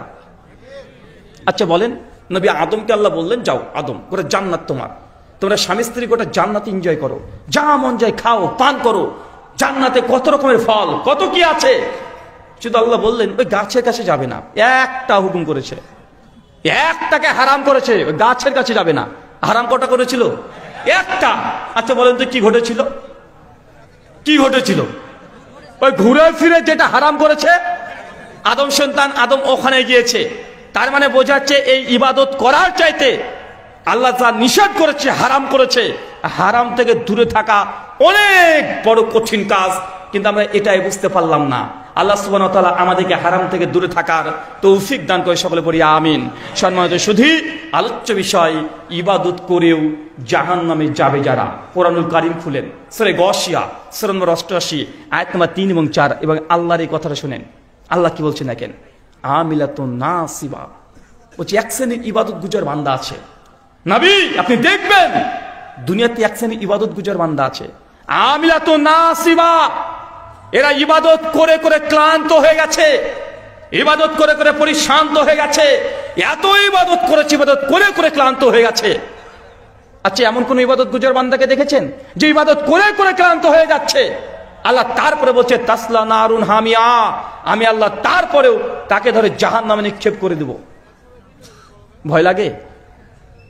যারা ইবাদত করেন তাদের এই আয়াতটা শোনা পরে ভয় লাগা উচিত। আল্লাহ বলছেন আমিলাতুন নাসিবা, ইবাদত করে করে ক্লান্ত হয়ে গেছে, এত ইবাদত করেছে। তাসলা নারুন হামিয়া, আমি আল্লাহ তারপরে তাকে ধরে জাহান্নামে নিক্ষেপ করে দেব। তার মানে আপনাকে বুঝতে হবে সমাজে এমন কিছু ইবাদত আছে, এমন কিছু ইবাদত গুজার বান্দাও পাওয়া যাবে যারা ইবাদত করে করে ক্লান্ত হবে, আবার জাহান্নামেও যাবে। আপনি দেখছেন একজন মানুষকে ও সালাত আদায় করে, তারপরে সে জাহান্নামে যাবে, এটা আল্লাহর দাবি, এটা আমাদের দাবি নয়। সূরা গাশিয়া আয়াত নম্বর 3 এবং 4 এখনই বাংলা অনুবাদ আপনি দেখে নেন। আচ্ছা কোন ইবাদত গুজার বান্দা তাহলে এত ইবাদত করলো তারপরে সে জাহান্নামে যাবে? কষ্ট পাবেন না, একটু উদাহরণ দিই, ধৈর্য ধারণ করে শোনেন, এটা আপনার কল্যাণের জন্য বলছি, আপনাকে রাগানোর জন্য নয়। আচ্ছা রমজান মাসে এমন ইবাদত গুজার বান্দাকে আপনি দেখতে পাবেন, দেখবেন রাত্রি 8:15 এশার জামাত শুরু হয়ে যায়। আছে না নাই কথা বলেন? সমাজে আছে 20 টাকার তারাবি না 8 টাকার তারাবি, মারামারিটা নিয়ে চলছে কি চলছে না? কে 20 টাকা পড়লো, কে 8 টাকা পড়লো, এটা নিয়ে মারামারি। তুমি 8 টাকা পড়ো, তুমি হচ্ছে নামাজ চোর। আহলে হাদিসকে অনেক মানুষ বলে না ভাইজান যে আহলে হাদিসরা হচ্ছে নামাজ চোর, এমন কথা বলে না কেন? বলছে 20 টাকার তারাবি ছিল, এটা 8 টাকা করে দিয়েছে, অতএব আমরা নাকি নামাজ চোর। কিন্তু তারা 20 টাকার তারাবি পড়ছে কত মিনিটে? আমি আমাদের এলাকার মসজিদের কথা বলি, 8:15 এশার জামাত শুরু হয়, এশার নামাজ পড়ে, সুন্নাত পড়ে, নফল পড়ে, তারপরে ইমাম সাহেব 4 রাকাত 4 রাকাত 4 রাকাত করে 20 রাকাত তারাবি পড়ায়, 3 রাকাত বিতের পড়ায়, আবার 2 রাকাত সুন্নাত, আবার 2 রাকাত নফল, টোটাল 37 রাকাত নামাজ পড়াচ্ছে। 8:15 শুরু করে 9টা বাজতে 10 মসজিদ ফাঁকা। আছে না নাই কথা বলেন? 35 মিনিটে 37 রাকাত নামাজ, এ রকেট হুজুর। কি বলেন তো ভাইজান? 35 মিনিটে 37 রাকাত নামাজ, এ চারটেখানে ব্যাপার। এই জন্য তো আমি বলেছি যে আপনি 8 টাকা 20 টাকা নিয়ে কি মারামারি করছেন? 8 টাকা 20 টাকা এটা বড় কথা নয়। আর বর্তমান সমাজে মানুষ তো তারাবির নামাজ, আমি তো বলি সমাজে তারাবি উঠে গেছে। তারাবি বলে নামাজ আমার জানা মতে আর বাঙালিরা পড়ে না। তারাবি নামাজের নাম পরিবর্তন করে আমি নাম রেখে দিয়েছি, এটা তারাবির নামাজ নয়, নামাজের নাম হচ্ছে তাড়াতাড়ি নামাজ। কি নামাজ কথা বলেন? আরে বাঙালি বুঝে নিয়েছে তারাবি নামাজ মানে তাড়াতাড়ি নামাজ। না তো যে হুজুর একটু আগে এশার 4 রাকাত নামাজ পড়েছে, দীর্ঘ 10 থেকে 15 মিনিট সময় নিয়েছে, কত সুন্দর করে একই হুজুর যখন পড়ছে এশার নামাজ, আল্লাহু আকবার, সুন্দর করে তাকবীর, সুন্দর করে কিরাত, ধীরে সুস্থে রুকু সিজদা সব ঠিকঠাক থাকে কি থাকে না? কিন্তু হুজুর যখন ঈশান নামাজ শেষ হয়ে যায় ঘুরে তখন বলে শোনেন তারাবি নিয়াত করেন, এখন তারাবি হবে, মুসল্লিও রেডি। আর তারাবি হুজুর, আচ্ছা ঠিক আছে, একদম রেডি, লুঙ্গি টুঙ্গি বেঁধে একদম রেডি, হুজুর একদম রেডি। ভাই আছেন না, কথা বলেন। এবার হুজুরের খেল শুরু হয়ে গেল। আল্লাহু আকবার, আলহামদুলিল্লাহ মালিক ইয়াউমিদ্দিন, ইয়াকা না'বুদু ওয়া ইয়াকা নাস্তাইন, আল্লাহু আকবার, সামি আল্লাহু লিমান হামিদা, আল্লাহু আকবার, আশহাদু আল্লা ইলাহা। আসসালামু আলাইকুম ওয়া রাহমাতুল্লাহ, আসসালামু আলাইকুম ওয়া রাহমাতুল্লাহ, আল্লাহুম্মা আমিন বিহাকা লা ইলাহা ইল্লাল্লাহ। এত জোরে না হলেও একদম আস্তেও হয় না, আছে না নাই, কথা বলেন। আরে অনেক চাচার বয়সের মানুষ, ৭০ বছরের বয়স, আর যে তারাবির নামাজ পড়ছে তার বয়স ২২ থেকে ৩০। ওর যে স্ট্যামিনা, ওর যে ক্ষমতা, যা পাওয়ার, এত দ্রুত নামাজ পড়তে পারবে। ৭০ বছরের চাচা দেখবেন ও রুকু থেকে উঠতে উঠতে উঠতে উঠতে হুজুর একটা সিজদা কমপ্লিট হয়ে গেছে। চাচা একটা রুকুই পায় না ঠিক মতো, মানে রুকু থেকে উঠবে ওর একটা সিজদা শেষ। এরকম মুসল্লিও দেখা যায়, আছে না নাই, কথা বলেন। তো আপনি যে ঝড়ের গতি তারাবি নামাজ পড়ছেন, ২০ রাকাত কেন ২০,০০০ রাকাত যদি নামাজ পড়েন, এই নামাজ আল্লাহর আরশ পর্যন্ত পৌঁছাবে না, মসজিদের ছাদে আটকে থাকবে একদম। আপনি তারাবি নিয়ে মারামারি করছেন, তারাবি ৮ টাকা না ২০ রাকাত। আরে আমি তো বলেছি ২০ রাকাত তারাবি যদি পড়তে চান, আপনি বলছেন নবী বা উমর বিন খাত্তাব পড়েছে, যদিও কথাটা সত্য নয়, আমি সেই মাসালায় যাচ্ছি না যে তারাবি ৮ না ২০। আমি আপনাকে একথা বলছি, এই তারাবির নামাজকে যেভাবে আপনি অপমান করছেন, নামাজের সঙ্গে বাদরামি করছেন, এই নামাজ কিয়ামতের মাঠে আপনার বিরুদ্ধে সাক্ষী দেবে। আল্লাহ নবী বলছেন, আল কোরআন হুজ্জাতুল আলাইক, কোরআন কিয়ামতের মাঠে মানুষের পক্ষে অর্থাৎ কোরআন মানুষের বিপক্ষে সাক্ষী দেবে। সিয়াম, রোজা কিয়ামতের মাঠে মানুষের পক্ষে অথবা বিপক্ষে মানে আপনার বিপক্ষে কথা বলবে, মানে রোজার ক্ষমতা হবে কিয়ামতের মাঠে। বলে আল্লাহ, এই বান্দা প্রচুর নফল রোজা রাখতো, আল্লাহ ফরজ বাদ দিয়ে নফল রোজা রাখতো, আল্লাহ আল্লাহ তুমি তাকে জান্নাত দাও, জান্নাত দাও। আর আল্লাহ রোজার এই শাফাত তিনি কবুল করে নেবেন। আপনি যদি সালাতের সঙ্গে যদি বদমাইশি করেন, সালাতের সঙ্গে যদি চিটিংবাজি করেন, সালাতের সঙ্গে যদি ভণ্ডামি করেন, নোংরামি করেন, আপনার ব্যস্ততা, সালাত বুঝে না। সালাত হচ্ছে ইবাদত, এটা ধীর স্থির বজায় রেখে আদায় করতে হয়। আল্লাহ কোরআনুল কারিমে বলছেন, সূরা মুমিনুন আয়াত নাম্বার ১, ২, ৩, ৪ পর আয়াতগুলো দেখেন। আল্লাহ বলছেন, কদ আফলাহাল মুমিনুন আল্লাযীনা হুম ফি সালাতিহিম খাশিউন। ওই সমস্ত মুমিনদের সফল কাম যে নামাজের মধ্যে খুশু খুজু ধীর স্থির হবে নামাজ পড়ে, তারা হচ্ছে সফল কাম। এখন চাচা বলেন তো আপনার নামাজের কি হালাত, বলেন আপনারটা কি অবস্থা? আচ্ছা তারাবি মানে কি বুঝলেন তাহলে বলেন তো ভাইজান? তারাবি মানে তাড়াতাড়ি নামাজ। এই যে তারাবি মানে মানুষ রেডি, এখন জোরে জোরে পড়তে হবে, একদম ১০০ স্পিডে চালাতে হবে। অথচ তারাবির মানে কি জানেন? তারাবি হচ্ছে আরবি শব্দ তারবিহাতুন থেকে। তারবিহাতুন মানে বিশ্রাম, থেমে থেমে ধীরে ধীরে বসে বসে রেস্ট করে পড়ার নাম। তারাবি মানে কি কথা বলেন? ধীরে ধীরে পড়া, থেমে থেমে পড়া, বিরতি দিয়ে পড়া। মানে ৪ রাকাত পড়বেন, বিরতি দিবেন লম্বা, জিকির আজকার ধীরে ধীরে করবেন। আর আমাদের সঙ্গে তারাবি কি করা হয়, মনে তারাবির নামাজ তো পড়ছে না, কান ধরে উঠবস করাচ্ছে। ভাই এমন মনে হয় না? ওই কি এমন অপরাধ করেছি, হুজুরের মাথায় চাপ আছে, যে কোনো মূল্যে ২০ মিনিটে তারাবি শেষ করতে হবে। কেন? প্রথম দিন তারাবি শেষ হয়ে গেছে, হুজুরের সঙ্গে আর এক হুজুরের গল্প হচ্ছে, কিরে আজ তারাবিতে কত মিনিট সময় লেগেছে? বলছে তারাবিতে আজকে আমার ৪৭ মিনিট সময় লেগেছে। রে ৪৭ মিনিট, আমি আজকে ৩৩ মিনিটে শেষ করে দিয়েছি। ভাই এমন গল্প হয় না? এটা শুধু হুজুরের দোষ না, আপনারও দোষ আছে, আপনারও দোষ আছে। হুজুর যদি মনে করে যে আজকে ফজরে রহমানটাকে আজকে শেষ করব, নামাজ আরামসে পড়ছে, পিছন থেকে মুসল্লি খুশখুশ শুরু করে দেয়, আছে না নাই কথা বলেন? একটু যদি সিজদায় যদি হুজুর যদি একটু বেশিক্ষণ যদি তাসবিহ জিকির আজকারগুলো করতে শুরু করে দেয়, পেছন থেকে মুসল্লি এই করবে, আছেন না কথা বলেন? আছে না ভাইজান? এই যে আপনি যে ইবাদত করছেন, ইবাদতকে যদি মনোযোগী ভাবে না করেন, ইবাদতের সঙ্গে যদি বাদরামি, আপনার ব্যস্ততা দেখান, আল্লাহকে আপনার ব্যস্ততা দেখাচ্ছেন, এই ইবাদত কোথায় নিয়ে যাবে আপনাকে কথা বলেন? এই ইবাদত আপনাকে জাহান্নামে নিয়ে যাবে। ইবাদত করেও জাহান্নামে যাবে যারা। অতএব সালাত যখন আদায় করবেন, ধীর স্থিরতা বজায় রেখে আপনি সালাত আদায় করেন। আপনার ব্যস্ততা আছে, সুন্নাত নামাজ পড়ার দরকার নাই, নফল পড়ার দরকার নেই, যেটা ফরজ নামাজ ওটাকে বেশিক্ষণ সময় ধরে ওটা পড়েন। কথা বুঝতে পারলেন না মনে হয়? আপনাকে জোহরের ১২ রাকাত নামাজ পড়তে হয় বা ১০ রাকাত নামাজ পড়তে হয়, সময় নেই, এর জন্য আপনি ঝড়ের গতিতে 12 রাকাত নামাজ কেন পড়ছেন? আপনি ফরজ নামাজ ওটা ধীর স্থির ভাবে 12 রাকাতের সময় নিয়ে পড়েন, আপনি উঠে যান, আপনার কাজে চলে যান, তবুও ভালো। কিন্তু একসঙ্গে 12 রাকাত নামাজকে নষ্ট করলে এই ইবাদত আপনাকে জান্নাতে নিয়ে যাবে না। মায়েদেরকে একটা কথা বলে যাই, মায়েরা অবশ্যই বেশি ইবাদত করে, পুরুষ মানুষের চাইতে মেয়েরা ইবাদতে একটু বেশি। এখানে যতজন আলেম ওলামা শায়েখ মাশায়েখ আছে, একদম চ্যালেঞ্জ করে বলা যেতে পারে, যত বড় আল্লাহর ওলি হোক, যত বড় মুহাদ্দিস হোক, সেই ব্যক্তি যা ইবাদত করে তার স্ত্রী তার চাইতে একটা রাকাত বেশি হলেও সে নামাজ বেশি পড়ে। আছে না নাই? পুরুষরা কটা নফল রোজা রাখেন? দেখেন গা আপনার স্ত্রী, দেখেন গা কতগুলো নফল রোজা রাখে বছরে। আছে না নাই? কথা বলেন।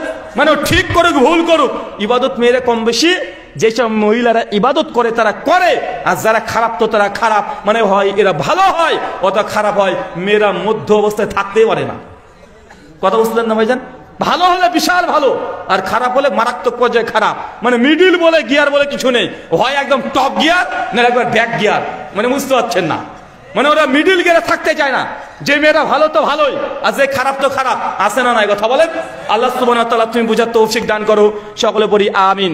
সম্মানিত শুধু ইবাদত করেও জাহান্নামে যাবে যারা। কি কি বুঝলেন এখান থেকে বলেন তো? আমি নতুন কিছু আপনাকে শেখাবো না, জাস্ট এই কথাগুলো বারবার স্মরণ করে দেবো।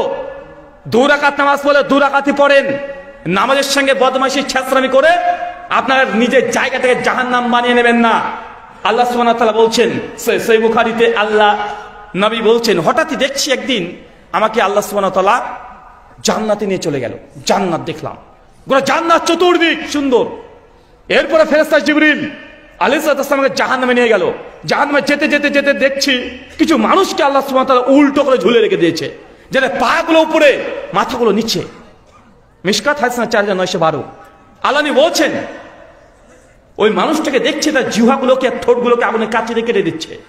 আমি অবাক যে জাহান্নামীদের অনেক রকম শাস্তি দেখলাম, এত ভয়ঙ্কর শাস্তি, যার মাথা নিচে পা পড়ে আগুনে কাঁচি দিয়ে ঠোঁট কেটে দিচ্ছে, এগুলো শাস্তি কাউকে দেখি নাই। আল্লাহ নবী তখন জিবরিলকে বলছে, জিবরিল মান হাউলা জিবরাইল, এরা কারা যাদের এত ভয়ঙ্কর শাস্তি দেওয়া হচ্ছে? জিবরিলের সঙ্গে বলছে, ইয়া রাসূলুল্লাহ, এরা হচ্ছে আপনার উম্মতের বক্তা, খুতাবা, এরা হচ্ছে বক্তা। এদেরকে আজকে এইভাবে উল্টো করে ঝোলানো হয়েছে, তাদের ঠোঁটগুলোকে আগুনে কাঁচি দিয়ে কেটে দেওয়া হচ্ছে। কেন? আল্লাহ নবীকে জিবরিল বলছে, এরা মানুষকে ভালো ভালো কথা বলেছে, নিজেই আমল করেনি। এরা হচ্ছে উম্মতের আলেম, মানুষকে ভালো ভালো আদেশ করেছে, নিজে পালন করেনি। মানে হুজুরকেও জাহান্নামে যেতে হবে। কথা মনে বুঝতে পারলেন না? এই শাস্তি কার বলেন তো? এটা আমাদের, যার সমাজে আমরা দায়িত্ব নিয়েছি, যারা হাফেজ, কারি, মাওলানা, মুফতি, যারা বক্তা, খুতাবা, আমরা যারা হয়েছি, কিয়ামতের মাঠে কিছু শ্রেণী মানুষকে আল্লাহ উল্টো করে ঝুলিয়ে রেখে দিবে, ঠোঁটগুলোকে আগুনে কাঁচি দিয়ে কেটে দিবে। কেন? মানুষকে ভালো কথা বলেছে, কিন্তু হুজুর নিজেই সে আমলগুলো করেনি। হুজুর নিজে বলেছে নেশা করা হারাম, হুজুর নিজেই জর্দা পান খেয়েছে। আছে না নাই? হুজুর নিজে বলেছে গান বাদ্যযন্ত্র শোনা যাবে না, আবার হুজুর ওই বিয়েতে চলে যাচ্ছে যে বিয়েতে ডিজে বাজছে দুমদাম, হুজুর সেই বাড়িতে বিয়ে পড়ে দিয়ে চলে আসছে, 5000 টাকা নিয়ে চলে আসছে, হুজুর অনেক খুশি, একবারে প্রতিবাদ করেনি। আছে না নাই? কথা বলেন। এ হুজুর যে মুখ বন্ধ করে রেখেছে, ভালো কথা মানে ভালো আদেশ করেছে, নিজে আমল করেনি, তাকে জাহান্নামে যেতে হবে। হুজুর কতবার বললো আপনাকে যে পণ নেওয়া হারাম, পণ দেওয়াও হারাম, যৌতুক নেওয়া দেওয়া হারাম। আবার হুজুর নিজে ওই বিয়ে বাড়িতে চলে গিয়ে বলছে, বলেন ছেলেকে কি দিয়েছে মেয়ে পক্ষ? বলছে লিখেন একটা R115 মোটরসাইকেল, 1 লাখ নগদ টাকা। ভাই আছে না নাই? কথা বলেন। বলেন তো এই হুজুরের জন্য যে ভালো কথা বললো, তো নিজে আমল করলো না, হুজুরের জায়গা কোথায়? শাস্তি কি? উল্টো করে ঝুলানো হবে, উল্টো করে ঝুলিয়ে একদম তাকে জাহান্নামে শাস্তি দেওয়া হবে। মিশকাত হাদিস নাম্বার 205 কিতাবুল ইলমের মধ্যে আছে। আল্লাহ বলছেন কিয়ামতের মাঠে 3 শ্রেণী মানুষকে আল্লাহ প্রথম তুলবেন। তার মধ্যে প্রথম হাফেজ, কারি, মাওলানা, এদেরকে আল্লাহ জিজ্ঞাসা করবেন, কারি সাহেব আপনাকে অনেক সুন্দর সুন্দর আমি গলার টোন দিয়েছি, আপনি কি করেছিলেন? গর্ব করে বলে, আল্লাহ সেই দিন দুনিয়াতে যেমন আমাকে টোন দিয়েছে, কোরআনের হাফেজ বানিয়ে দিয়েছে, আমিও গোটা বিশ্বের মানুষকে কোরআন পড়েছি, কোরআন পড়ে আছি। আল্লাহ বলবেন, আনতা কাযযাবতা, তুমি মিথ্যাবাদী, তুমি মিথ্যা কথা বলছো, তুমি আমাকে খুশি করার জন্য কিছুই করোনি। তুমি তো খুশি করেছিলে মানুষ তোমাকে ভালো বলবে, বড় কারি সাহেব বলবে, তুমি প্রাইজ পেয়েছো, মানুষ জানবে, এই জন্য তুমি কারি হয়েছো, এই জন্য তুমি নিজে পড়েছো, মানুষকে পড়িয়েছো। অতএব যা চেয়েছো দুনিয়াতে পেয়ে গেছো, যাও, তোমাকে জাহান্নামে যেতে হবে। ফেরেশতার সঙ্গে সঙ্গে সে তাকে উল্টে ধরে টেনে হিসড়ে উল্টো করে জাহান্নামে নিক্ষেপ করে দিচ্ছে। বলেন তো কাকে? একজন কারি সাহেবকে, কোরআনের কারি। তার মর্যাদা অনেক, আলেমদের মর্যাদা আকাশচুম্বী। নবী আলেমদের মর্যাদা দিতে দিতে দিতে দিতে শেষ পর্যন্ত একটা কথায় আলেমদের মর্যাদা আকাশচুম্বী করে দিয়েছে। মিশকাত হাদিস নাম্বার 203, আল্লাহ নবী বলেন আল উলামা ওয়ারাসাতুল আম্বিয়া। আরে আলেমরা তো তারা হচ্ছে নবীদের ওয়ারিস, মানে নবীবিহীন 1400 বছর ইসলাম টিকে আছে কাদের মধ্যে? কথা বলেন, কাদের মধ্যে? আলেমদের জন্য। মানে ইসলাম, আগেকার নবী, অবাক হয়ে যাবেন, আমাদের নবীর সঙ্গে আমাদের দূরত্ব কত বছর? 1450 বছর। যাকে আমরা চোখ দিয়ে জিন্দেগিতে দেখি নাই, যার কণ্ঠস্বর কোনোদিন শুনি নাই, যার থেকে আমাদের বাড়ির দূরত্ব প্রায় 4000 কিলোমিটার, যার কণ্ঠস্বর শুনি নাই, যাকে চোখে দেখি নাই, যার বাড়ি কোথায় ছিল অনেক মানুষ এখনো দেখে নাই, তাকে আমরা এত ভালোবাসি, প্রাণের চাইতো বেশি ভালোবাসি কি পারছি না? কথা বলেন, প্রাণের চাইতো ভালোবাসি। কিন্তু আগে নবী এত লং টাইমে আসতো না, মানে পাড়ায় পাড়ায় নবী আসতো আগে। মানে এই পারে একটা নবী তো ওই পারে একটা নবী। দেখবেন, আপনি দেখবেন, আপনি জানেনই না। দেখেন নবী ইব্রাহিম, চেনেন নবী ইব্রাহিমকে? নবী, আচ্ছা, নবী ইব্রাহিমের 2 জন স্ত্রী, একটা হাজেরা, একটা সারা। সারার গর্ভে একজন সন্তান আসলো, নাম কি? ইসাহাক। কে? নবী। হাজেরা, তার সন্তানের নাম কি? ইসমাইল। কে? নবী। ইসাকের সন্তান ইয়াকুব, নবী। ইয়াকুব সন্তান ইউসুফ, 12 জন, নবী। চিন্তা করছেন, বাপ নবী, বেটা নবী, নাতি নবী, পোতা নবী, নবী আর নবী একই টাইমে 5টা 6টা 7টা করে নবী পেয়েছে। নবী ঈসা আলাইহিস সালাম নবী, ওই সময় জাকারিয়া আছে, ওই সময় ইয়াহইয়া আছে। কথা কি বুঝতে পারছেন? একসঙ্গে 3টে 4টা করে নবী। কিন্তু আমরা কোন নবী পেয়েছি ডাইরেক্ট? আমাদের নবীর থেকে আমাদের দূরত্ব 1450 বছর। 1450 বছর। রাস্তার দূরত্ব 4000। যার কণ্ঠ শোনার সৌভাগ্য হয় নাই, চোখে দেখার কোনো সৌভাগ্য হয় নাই। তো এই 1400 বছর ইসলামকে কে নিয়ে এসেছে? আলেমরা নিয়ে এসেছে, মাদ্রাসা নিয়ে এসেছে, ইলম জ্ঞান এগুলো নিয়ে এসেছে। যদি মাদ্রাসা বন্ধ হয়ে যেত, এই বিশুদ্ধ জ্ঞান আপনি পেতেন না। পৃথিবীতে অনেকগুলো ধর্মগ্রন্থ পৃথিবীতে বিদ্যমান আছে। আপনি এখনই চলে যান, গীতা, বাইবেল, বেদ, এতগুলো গ্রন্থ আছে, কিন্তু কোরআনের মতো বিশুদ্ধভাবে একটা গ্রন্থ প্রমাণিত নয়। বাইবেলের লেটেস্ট যে version, RSV, revise standard version, page number 7, প্রিফিক্সের মধ্যে বলছে ইংলিশে, at the king James version has been so serious defect. মানে এর আগে আমাদের যে বাইবেলটা ছিল, বাইবেলের মধ্যে অজস্র ত্রুটি বিচ্যুটি ভুল ভ্রান্তিতে পূর্ণ ছিল। খ্রিস্টান পণ্ডিতরা বলছে, আমার বলা দরকার আছে? ওরাই বলছে আমাদের কাছে যে বাইবেলটা ছিল 1950 খ্রিস্টাব্দ পর্যন্ত, at the king James version has been so serious defect, এর মধ্যে অজস্র ত্রুটি বিচ্যুটি ভুলে পূর্ণ ছিল। মানে খ্রিস্টানরা বলছে তাদের বাইবেলে ভুল আছে। কেন? বলছে আমাদের সংরক্ষিত হয় নাই, আমরা সংরক্ষণ করতে পারি নাই। আমরা তওরাতকে সংরক্ষণ করার চেষ্টা করেছি, কিন্তু আমাদের মুখস্থ থাকে নাই, হারিয়ে গেছে। যখনই হারিয়ে গেছে, কি করেছে? আলেম মানুষ হারিয়ে গেছে, আরে এই একটা তো হারিয়ে গেল, ও নিজে নিজে মানিয়ে বলে দিয়েছে। কথা আপনি বুঝতে পারলেন না? আর তাদের মধ্যে যেটা হাফেজে কোরআন বা হাফেজে তওরাকে ছিল না, তো একটা ভুল বলে দিলে ঠিক ধরবে কে? স্বামী বিবেকানন্দ, আমাদের ভারতের হিন্দু সমাজের রত্ন বলা হয়। তার একটা বিখ্যাত গ্রন্থ আছে, স্বামী বিবেকানন্দের বাণী এবং রচনাবলী, 8ম খণ্ডের 417 পৃষ্ঠায় বলছে যে বেদের মধ্যে টোটালি 1 লক্ষ মন্ত্র ছিল। কত লক্ষ? 1 লক্ষ। তিনি তারপরে বলছেন, তবে আমাদের কাছে বর্তমান বেদ আছে, মধ্যে 4 বেদ, ঋক, সাম, যজু, অথর্ব, 4 বেদ মিলে মাত্র 20,536টা মন্ত্র আছে। মানে বেদের 80,000 শ্লোক হারিয়ে গেছে। মানে হিন্দুরা স্বীকার করছে বেদের শ্লোক মন্ত্র আদি হারিয়ে গেছে। ভাগবত মহাপুরাণ, ওর মধ্যে তাদের দাবি হচ্ছে 80,000 শ্লোক ছিল, বর্তমান ভাগবত মহাপুরাণে 18,000 শ্লোক আছে। কথা কি বুঝতে পারছেন? তার মানে কি হয়েছে? বাকিগুলো হারিয়ে গেছে, তা ধরে রাখতে পারে নাই। তাদের শাস্ত্রকে সম্পূর্ণ বিশুদ্ধ প্রিজার্ভ রাখতে পারে নাই। কিন্তু কোরআনুল কারীম, কোরআনুল মাজিদ 1400 বছর আগে যা ছিল আজকে তো আছে না নাই? একটা সূরার কোনো পরিবর্তন আছে? একটা কোনো হরফের পরিবর্তন আছে? না, এটা কাদের মধ্যে হয়েছে? আল্লাহ সুবহানাহু ওয়া তাআলা যুগে যুগে হাফেজে কোরআন বানিয়ে দিয়েছে, এদের মাকাম মর্যাদা অনেক বেশি। এই মাদ্রাসা ভিত্তিক দিন চর্চা ছিল বলেই হাজার হাজার লাখ লাখ হাফেজ বাংলাদেশে আছে না নাই?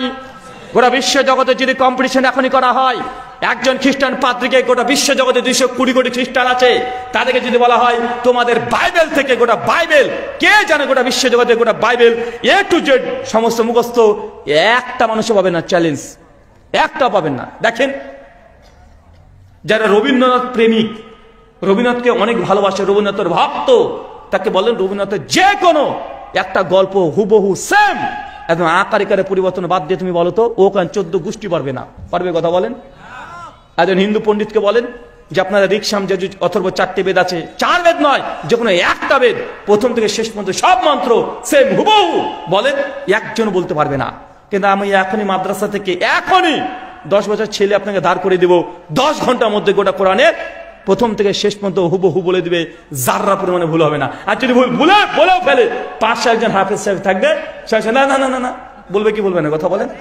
আরে বড় মানুষের দরকার, ছোট মানুষই ধরে ফেলবে কি পারবে না? কথা বলেন। এটা হচ্ছে ইসলাম, এটা হচ্ছে মুজিজা কোরআনুল কারীম। গোটা বিশ্ব জগতে অলৌকিক। পশ্চিমা বিশ্ব আজকে দেখেন, অধিকাংশ যারা নাস্তিক হয়ে গেছিল, তারা নাস্তিকতার মধ্যে গিয়েও তারা স্থির থাকতে পারেনি, আবারও পশ্চিমারা ঝুঁকেছে ইসলামের দিকে। বর্তমানে বিশ্বে সবচেয়ে বেশি যে ধর্ম মানুষ গ্রহণ করছে তার নাম কি? ইসলাম। পিউ রিসার্চ সেন্টার 2022 সালে তারা আর্টিকেল ছাপিয়েছে যে 2050-70 সাল পর্যন্ত দুনিয়ার মধ্যে 1 নাম্বার লেটেস্ট বিগেস্ট রিলিজিয়ন হবে, তার নাম হচ্ছে ইসলাম, যাদের সংখ্যা 250 কোটি হয়ে যাবে, প্রায় 250 কোটি হয়ে যাবে। এখন কত কোটি আছে আমরা? কত কোটি? 180 কোটি। কত কোটি?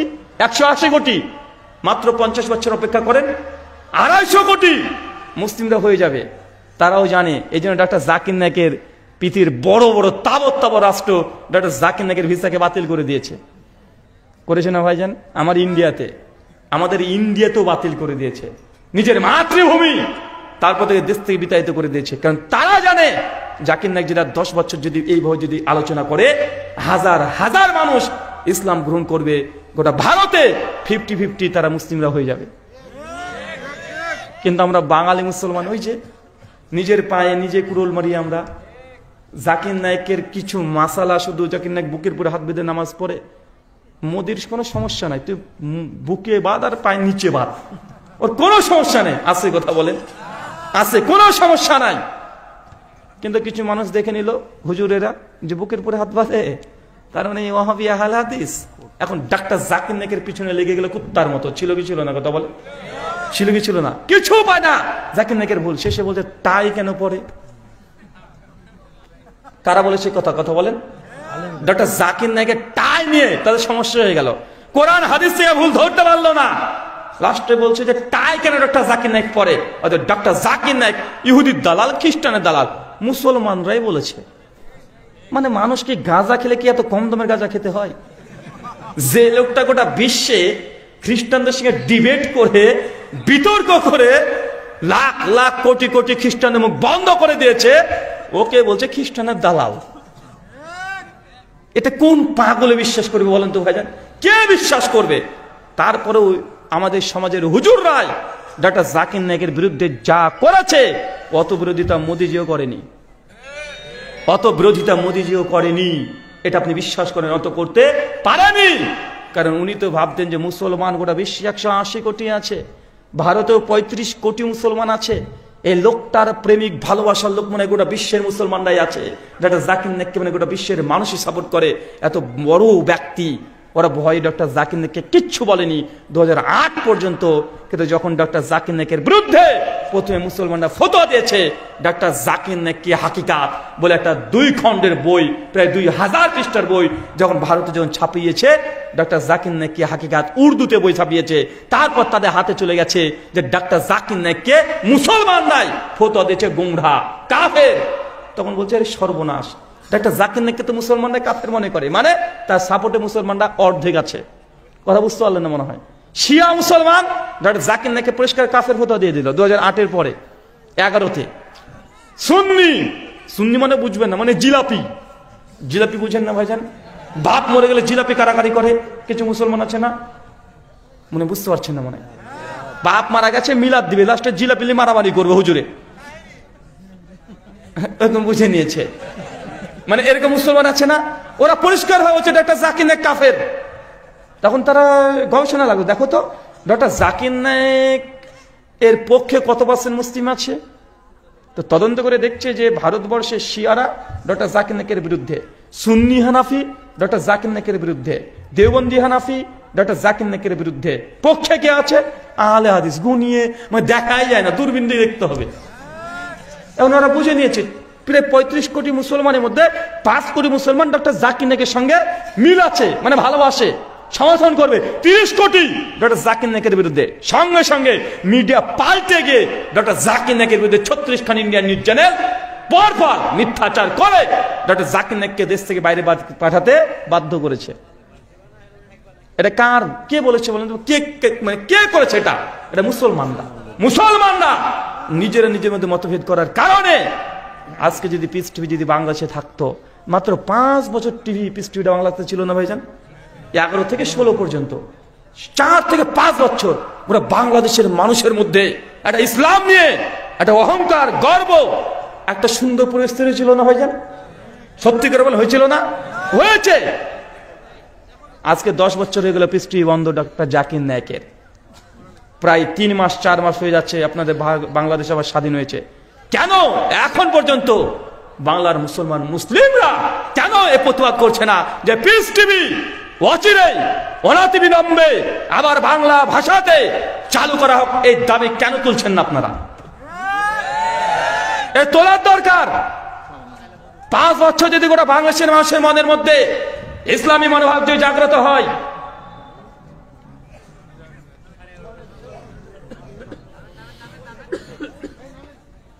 যদি এমনটা হয় ভাই, বাংলাদেশের পরিবর্তন হয়ে যাবে না? কথা বলেন, হবে কি হবে না? আপনারা বাংলাদেশের তরুণ যুবকরা, আমি জানি তাদের যা আবেগ, তাদের যা জজবা, আলহামদুলিল্লাহ কঠিন জজবা, কঠিন পরীক্ষা আপনারা দেখিয়ে দিয়েছেন। গোটা বিশ্বের মানুষকে আপনারা ইতিহাস দেখিয়ে দিয়েছেন যে রাতারাতি সেকেন্ডে আপনাদের কারণে একটা দেশের সরকার উল্টে যেতে পারে 1 ঘন্টাতে। তবে জেনে রাখবেন, আপনাদের কাজ এখনো শেষ হয় নাই। তরুণ যুবকদের কাজ এখনো শেষ হয় নাই। কেবল 50% কাজ শেষ হয়েছে, আর 50% একবার যদি নড়াচড়া দিয়ে বসেন, ইনশাআল্লাহ গোটা বাংলাদেশে ইসলামের কালেমা পথ করে উঠবে। এটা তোমাদেরকে করে দেখাতে হবে। এটা আমাদের দ্বারা সম্ভব নয়। আমরা করতে গেলে বলবে দাঁড়িয়ালা জঙ্গি, সন্ত্রাসী। তরুণ যুবক যারা আছে এরাই পারবে এই আন্দোলনকে চালিয়ে যেতে। 50% কাজ হয়ে গেছে, বিশ্রামের সময় এখন না। এখন যদি মনে করে যে না সবকিছু করে ফেলেছি, কিছুই হয় নাই, আবারও 1টা বছর পার হয়ে গেলে এইভাবে যদি থমথমে যদি পড়ে যায়, ঘুমিয়ে যদি আর 1টা বছর থাকা যায়, আবারও এই জায়গাতে, যে জায়গায় সিংহাসনে যাবে সে একদম রাবণের মতো আচরণ করবে। তাই আরেকটা ঝটকা দিয়ে ইসলাম, এটা বাংলাদেশের পতাকা, আল্লাহ যেন তুমি কবুল করে নাও। সকলে পড়ি আমিন আমিন। আমরা তো আবেগ বেশি দিতে পারি। তারপর এখন বর্তমান বিশেষ করে যুবকদের যে মানে ত্যাগ, এটাকে আমরা আর কম ভাবে দেখি না। যখন সেই 5 তারিখের কথা খুব মনে পড়ে, সেই সময় মালয়েশিয়াতে ছিলাম। ডক্টর জাকির নায়েকের সঙ্গে একটা মিটিং করে, আমার 3 তারিখে মিটিং ছিল, 5 তারিখে আপনাদের ঘটনা আলোচনা চলছিল দীর্ঘক্ষণ, প্রায় অনেকক্ষণ আলোচনা তার সঙ্গে করেছিলাম। তো সেই সময় মালয়েশিয়াতে, তো মালয়েশিয়াতে যখন আছি, হঠাৎ করে দেখছি যে বাংলাদেশে এরকম ঝড় উঠছে। আমি তখন ভাবছি কি ব্যাপার, বাংলাদেশের যুবকদের সঙ্গে তো আমার তো সম্পর্ক একদম খারাপ না, কারণ বাংলাদেশে এমন কোনো জেলা নেই যে আমি যাই নাই, এমন কোনো থানা নেই যে থানাতে আমি, মানে থানার ভেতরে না, মানে ওই থানার মানে আশেপাশে প্রোগ্রাম করি নাই, এমন কোনো জায়গা নেই। আমি তো করেছি। তো এরকম কি ব্যাপার, যেসব যুবকদেরকে দেখি পাবজি খেলতে ব্যস্ত, গার্লফ্রেন্ডের পেছনে ছুটতে গিয়ে ব্যস্ত, এদের কি এমন হয়ে গেল যে রাতারাতি পুরো ঢাকাকে দখল করে নিল? ভাই, ঢাকা তো দুই কথা, পুরো বাংলাদেশ দখল করে নিয়েছে। কি হলো হুজুর এইসব যুবকদের? আরে পাবজি নিয়ে ব্যস্ত, গার্লফ্রেন্ড নিয়ে ব্যস্ত। পরবর্তী সময় গবেষণা করে যা বুঝলাম যে সেটা কাজ কিন্তু অন্য জায়গায় হয়েছে। আপনারা যাই বলেন না কেন, একটা ভুল করে ফেলেছিল কি জানেন? 10 দিন ধরে ইন্টারনেট বন্ধ রাখা, এইটাতে মারাত্মক কাজ দিয়েছে। কারণ যুবকরা দেশের খবরই জানতো না, কি হচ্ছে কি হচ্ছে না, কে ক্ষমতায় থাকবে কে থাকবে না, এই যুবকদের দরকারই ছিল না। কি হচ্ছে দরকারই নাই, যখন দেখছে যে কি আবার ইন্টারনেট কেন নাই, আরে নেট কেন নাই, মোবাইল চালাতে পারে না, রাগ মাথাতে।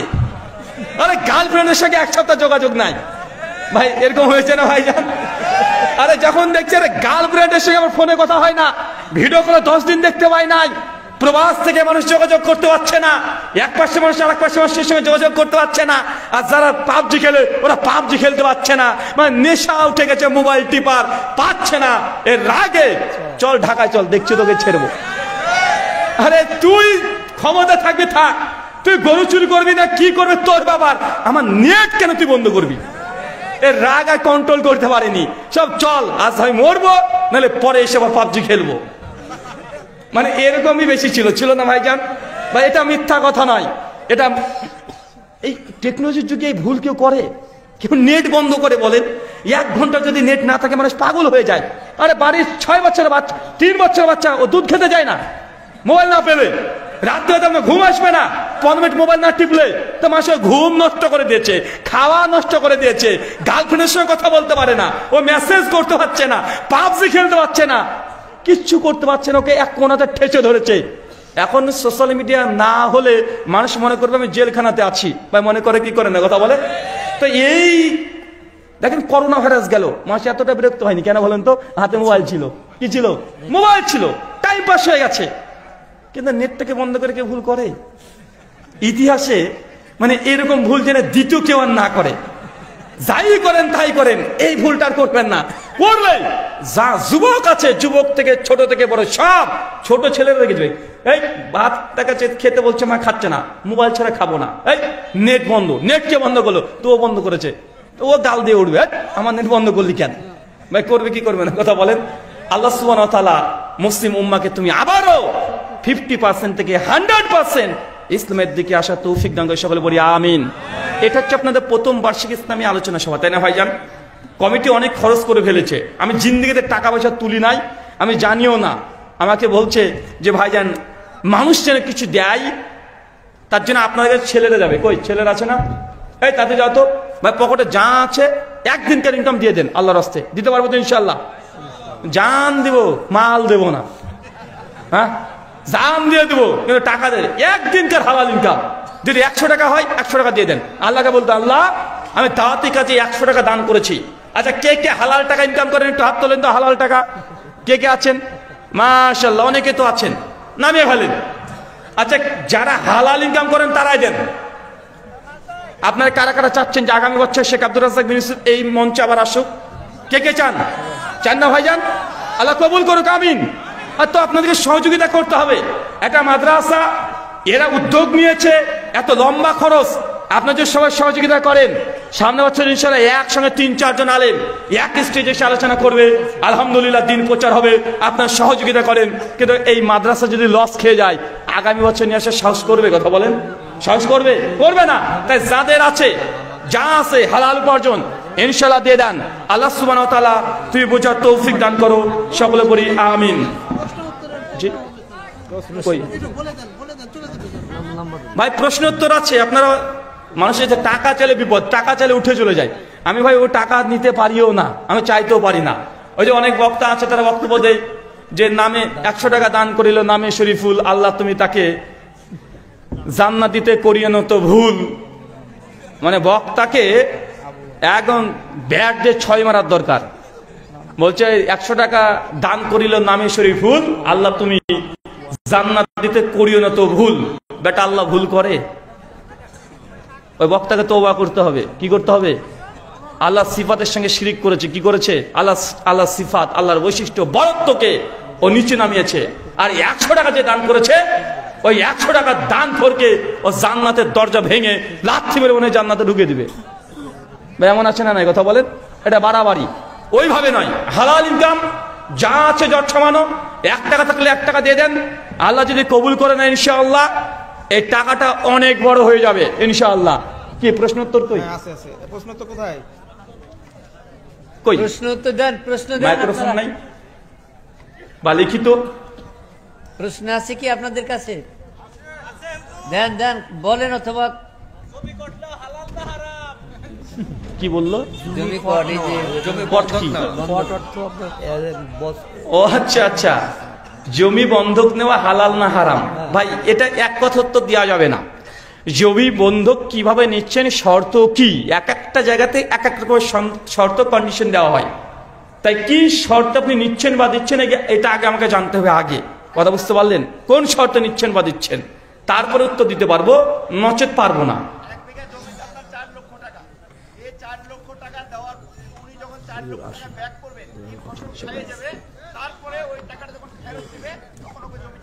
না, যাবে না। লিজ সিস্টেম যদি হয়, লিজ সিস্টেম দিয়ে দিলেন যাবে, কিন্তু ওই 4 লক্ষ টাকা মূল সম্পত্তি মূলধন থেকে গেল, ও খেয়ে নিল, এই সিস্টেমে যাবে না। জি, তৃতীয়।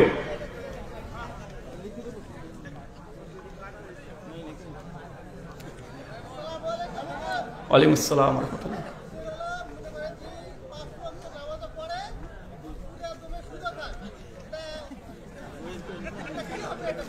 5 ওয়াক্ত সালাত আদায় করে বা সুদও খায়, এই ব্যক্তির কি হবে? এটা হচ্ছে এই ব্যক্তিকে অনেক সুন্দরভাবে মৃত্যুর পর আপ্যায়ন করা হবে। আল্লাহ কোরআনে বলছেন সূরা আনকাবুত 29:45, ইন্না সলাতি, নিশ্চয়ই সালাত, তানহা, মানুষকে দূরে রাখে কি থেকে? অশ্লীল মন্দ কাজ থেকে। এখন যে ব্যক্তি নামাজ পড়ে সে যদি সুদ খায়, যে তার নামাজ কবুল হচ্ছে না। কেন? নামাজের পাওয়ার আছে, ক্ষমতা আছে, নামাজ মানুষকে হারাম কাজ থেকে দূরে রাখবে। আর জামে তিরমিজি 2428 নম্বর হাদিস আল্লাহ নবী বলে দিয়েছেন যে জেনে বুঝে 1 টাকা সুদ খায়, মায়ের সঙ্গে জিনা করলে যেই পাপ, সে একাই সে পাপ করছে। এখন বলেন, কেউ যদি মায়ের সঙ্গে জিনা করে, পাপ, এত বড় কাবিরা গুনাহ, এই ব্যক্তি কোথায় যাবে? এই ব্যক্তিকে জাহান্নামে যেতে হবে। ওই জন্য আলোচনাটা বললাম না, ইবাদত করে জাহান্নামে যাবে যারা, সুদখোর ইবাদত করে তাকে জাহান্নামে যেতে হবে। তবে তার চিরস্থায়ী জাহান্নাম নয়, অবশ্যই তারা একদিন না একদিন জান্নাতে আসবে। তাবলীগ করা কি যাবে না যাবে না? ভাই এই প্রশ্ন আমাকে করা মানে ভুল করছেন। তাবলীগ করা যাবে কি যাবে না মানে? আচ্ছা আগে এটা বলে দিই, তাবলীগ করা যাবে কি যাবে না? আচ্ছা কোন তাবলীগ? সাতপন্থী তাবলীগ জুবারপন্থী তাবলীগকে কাফের বলে মারামারি করছে, জুবারপন্থী তাবলীগ সাতপন্থীকে কাফের বলে মারামারি করছে। সাতপন্থী জুবারপন্থীকে বলছে কাফের, মুরতাদ, আর জুবারপন্থী সাতপন্থীকে বলছে দুজনকে বলছে বাতিল, দুজনকে বলছে কাফের। আমি বলি তোরা দুজনই বাতিল। কথা বুঝতে পারলেন না ভাইজান? এই প্রচলিত তাবলীগ জামাত চল্লিশা যেটা করছে, চিল্লামিল্লা করছে, এগুলো প্রকৃত তাবলীগ নয়। আপনি দাওয়াত দিবেন, যেখানে মানুষকে খারাপ কাজে দেখবেন ওইখানে দাওয়াত দিয়ে দিবেন, এটাই তাবলীগ। একটা মোবাইল পাওয়া গেছে, একটু বলে এইখানে একটা মোবাইল পাওয়া গিয়েছে আপনাদের, এই দেখেন মোবাইল পাওয়া গিয়েছে, ঠিক আছে? যার মোবাইলটা হারিয়েছে জানি না, একটা ছবিও আছে দেখছি, উপযুক্ত প্রমাণ কি? আসেন, এই মোবাইলের নাম্বারে ফোন করেন, যদি রিং বাজাতে পারেন তবে মোবাইল পাবেন। নিজের নাম্বার তো নিজে জানবেন, তাই না ভাইজান? তা যার মোবাইল সে চলে আসেন। বলেন তো। আমি বিভিন্ন জায়গাতেই আমি ঘুরে বেড়াই, আমি একটা রাস্তাতে গাড়ি চালাই, আমার বেশিরভাগ নামাজ পড়া পড়ে হানাফির সঙ্গে বেশি পড়ে আসর জোহর এটা পড়ে, কিন্তু ওরা কাতারে ভাগ করা পড়ে। ঠিক আছে, সুনানে আবু দাউদ হাদিস না 666 এবং 67, সহিহ বুখারী হাদিস না 725। আল্লাহ নবী বলেছেন সালাতে যখন দাঁড়াবে কাদের সঙ্গে কাঁধ, পায়ের সঙ্গে পা লাগিয়ে দাঁড়াও। এটা নবীর সুন্নাহ, নবীর আদেশ। এখন কেউ যদি কাদের সঙ্গে কাঁধ, পায়ের সঙ্গে পা না লাগায় তার নামাজ বাতিল হবে না, তবে একটা সুন্নাতের উপরে আমল করেনি, তাই নেকি কম হবে। কথা বুঝতে পারলেন না ভাই? কেউ নামাজে 100-র মধ্যে 100 পাবে, কেউ 100-র মধ্যে 90 পাবে, কেউ 100-র মধ্যে 85 পাবে, কেউ 100-র মধ্যে 30 পাবে। যে যত বেশি সুন্নাত মানবে তার নামাজের নাম্বার তত বেশি বাড়বে। এখন ও যদি কাদের সঙ্গে কাঁধ, পায়ের সঙ্গে পা না লাগায়, নামাজ বাতিল নয়, তবে নামাজের নাম্বার মার্ক কমে যাবে। একটা সুন্নাত কম পড়েছে মানে 5 নম্বর কেটে গেল। দেখছে আপনি 100-তে 100 পেলে ওই 100-তে 95 পাবে। শুকরান।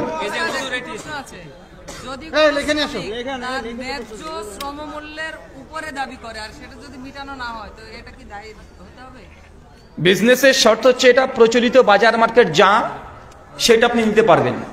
একটা মোবাইলের 5-20 টাকা দাম, বাজার প্রাইস আছে 200 টাকা, আপনি 200 টাকাতে বিক্রি করলে যা লাভ সে লাভ করবেন। আগে বলে দিই, বিজনেস বা ব্যবসার মূল কথা হচ্ছে এটা, যেটা মার্কেট প্রাইস, কথা বুঝতে পারলেন? যেটা মার্কেট প্রাইস ওটাই মার্কেট প্রাইস। দেখছে প্রত্যেক জায়গাতে একটা জিনিসের দাম, দেখছে মোবাইলটার দাম হচ্ছে 100 টাকা, 100 টাকা প্রাইস এই মোবাইলটার। এখন দেখছেন যে ভারত থেকে হুজুর এসেছে, হ্যাঁ হুজুর তার দাম তো জানি না, হুজুরের কাছে 150 টাকা নেবো, আপনি নিয়ে নিলেন, এই যে 50 টাকা নিলে এটা হারাম হবে। কি হবে? হারাম হবে। একটা জিনিসের উপরে আপনি যত ইচ্ছা লাভ করতে পারবেন যদি মার্কেট প্রাইস হয়ে থাকে। কথা বুঝতে পারলেন না ভাইজান? 3 টাকার জিনিস 300 টাকা বিক্রি করা জায়েজ যদি সেটা মার্কেট ওইভাবে থাকে। কিন্তু ওই 3 টাকার জিনিস সবাই বিক্রি করে 30 টাকা, কিন্তু আমাকে সাদা সাদে মানুষ পেয়ে আপনি বলে দিলেন হুজুর 130 টাকা দেন, আমি দিয়ে দিলাম, এই যে 100 টাকা অতিরিক্ত নিলেন, এটা প্রতারণা। এটা কি কথা বলেন? প্রতারণা। এটার উপরে বেশ করে বাকি উত্তরগুলো পেয়ে যাবেন।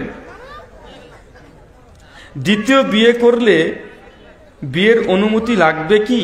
আহারে কে রে ভাই, এত বড় সাহসকার!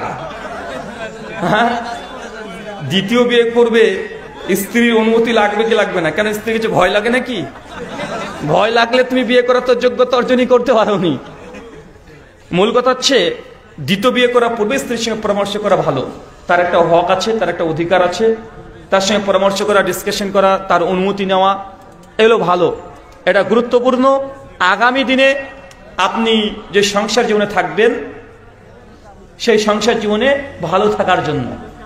কিন্তু আপনি হটকারিতা করে হঠাৎ তাকে না জানিয়ে যদি বিয়ে করে ফেলেন, হারাম নয়। কি বললাম বলেন তো? হারাম নয়, তবে এটা উত্তম স্বামীরও কাজ নয়।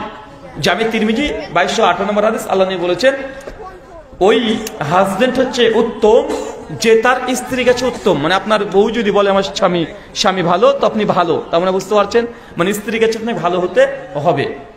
শুকরান। মেয়েদের কণ্ঠতে প্রকাশ্যে কোরআন পাঠ করা যাবে কি যাবে না?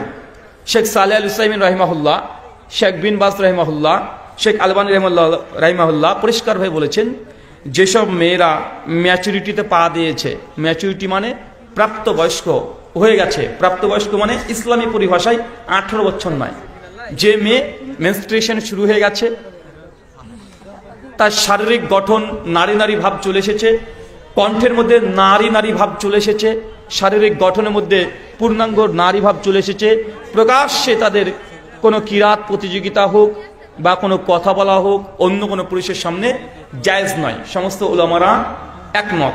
শুকরান। জি, নামাজের পর সম্মিলিত মোনাজাত করা যাবে কি যাবে না? নামাজের পর সম্মিলিত মোনাজাত এখনো চলে? এ 5 আবেদত এখনো শেষ হয়নি? হ্যাঁ, এখনো চলে? আরে সর্বনাশ! মনে রাখবেন নামাজের পরে দোয়া আছে। কি আছে? কি আছে বলেন তো? দোয়া আছে। তবে আপনি যে পদ্ধতিতে করেন এই পদ্ধতিটা নাই। অনেকে বলছেন বর্তমান যুগের হুজুরদেরকে দেখে দোয়াই তুলে দিল। আরে ভাই, দোয়া কেউ তুলেনি, দোয়া করার পদ্ধতি তোলা হয়েছে। কি তোলা হয়েছে? পদ্ধতি তোলা হয়েছে। বাঙালি মানুষ আমরা মনে করি দোয়া মানে হাত তুলতে হবে। আবার আবেগলে চাচা বলছে আরে ভাই হাতই তো তুলে দোয়া করছি মৌলানা সাহেব, হাতই তো তুলেছে আল্লাহর কাছে, পা তো আর তুলিনি। মানে কত দুঃখ কত কষ্ট, মানে মুনাজাত করবে এই জন্য। চাচা, দোয়া করার 3টে পদ্ধতি আছে।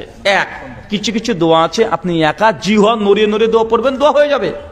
এই জন্য হাত তোলার দরকার নেই, ইমামকে ডাকার প্রয়োজন নেই। দোয়া মানে হাত তোলা নয়। যেমন মসজিদে ঢুকবেন, দোয়া আছে না নাই? হাত তুলেন, ইমামকে ডাকেন। মসজিদ থেকে বের হওয়ার দোয়া আছে না নাই? হাত তুলেন, ইমামকে ডাকেন। বাথরুম ঘরে ঢোকার দোয়া আছে না নাই? হাত তুলেন। বাথরুম থেকে বের হওয়ার দোয়া আছে না নাই? হাত তুলেন। পোশাক পরার দোয়া আছে না নাই? হাত তুলেন। জুতো পরার দোয়া আছে না নাই? হাত তুলেন। আয়নাতে মুখ দেখার দোয়া আছে না নাই? হাত তুলেন। বাড়ি থেকে বের হওয়ার দোয়া আছে না নাই? হাত তুলেন। কয়েকশো দোয়া আছে, কেউ একজন হাত তুলে করে না। আচ্ছা বলেন তো, রাত্রিবেলাতে স্ত্রীর কাছে যখন যান ফিজিক্যালি, সেই সময় দোয়া আছে না নাই? কে কি আপনারা হাত তুলে করেন? ফোনে রিং বেজেছে? হ্যাঁ, কার গো মোবাইল? তোমার মোবাইল আছে? আচ্ছা, যাও, মিলে গেছে। শুকরান, জাযাকাল্লাহু খায়রান।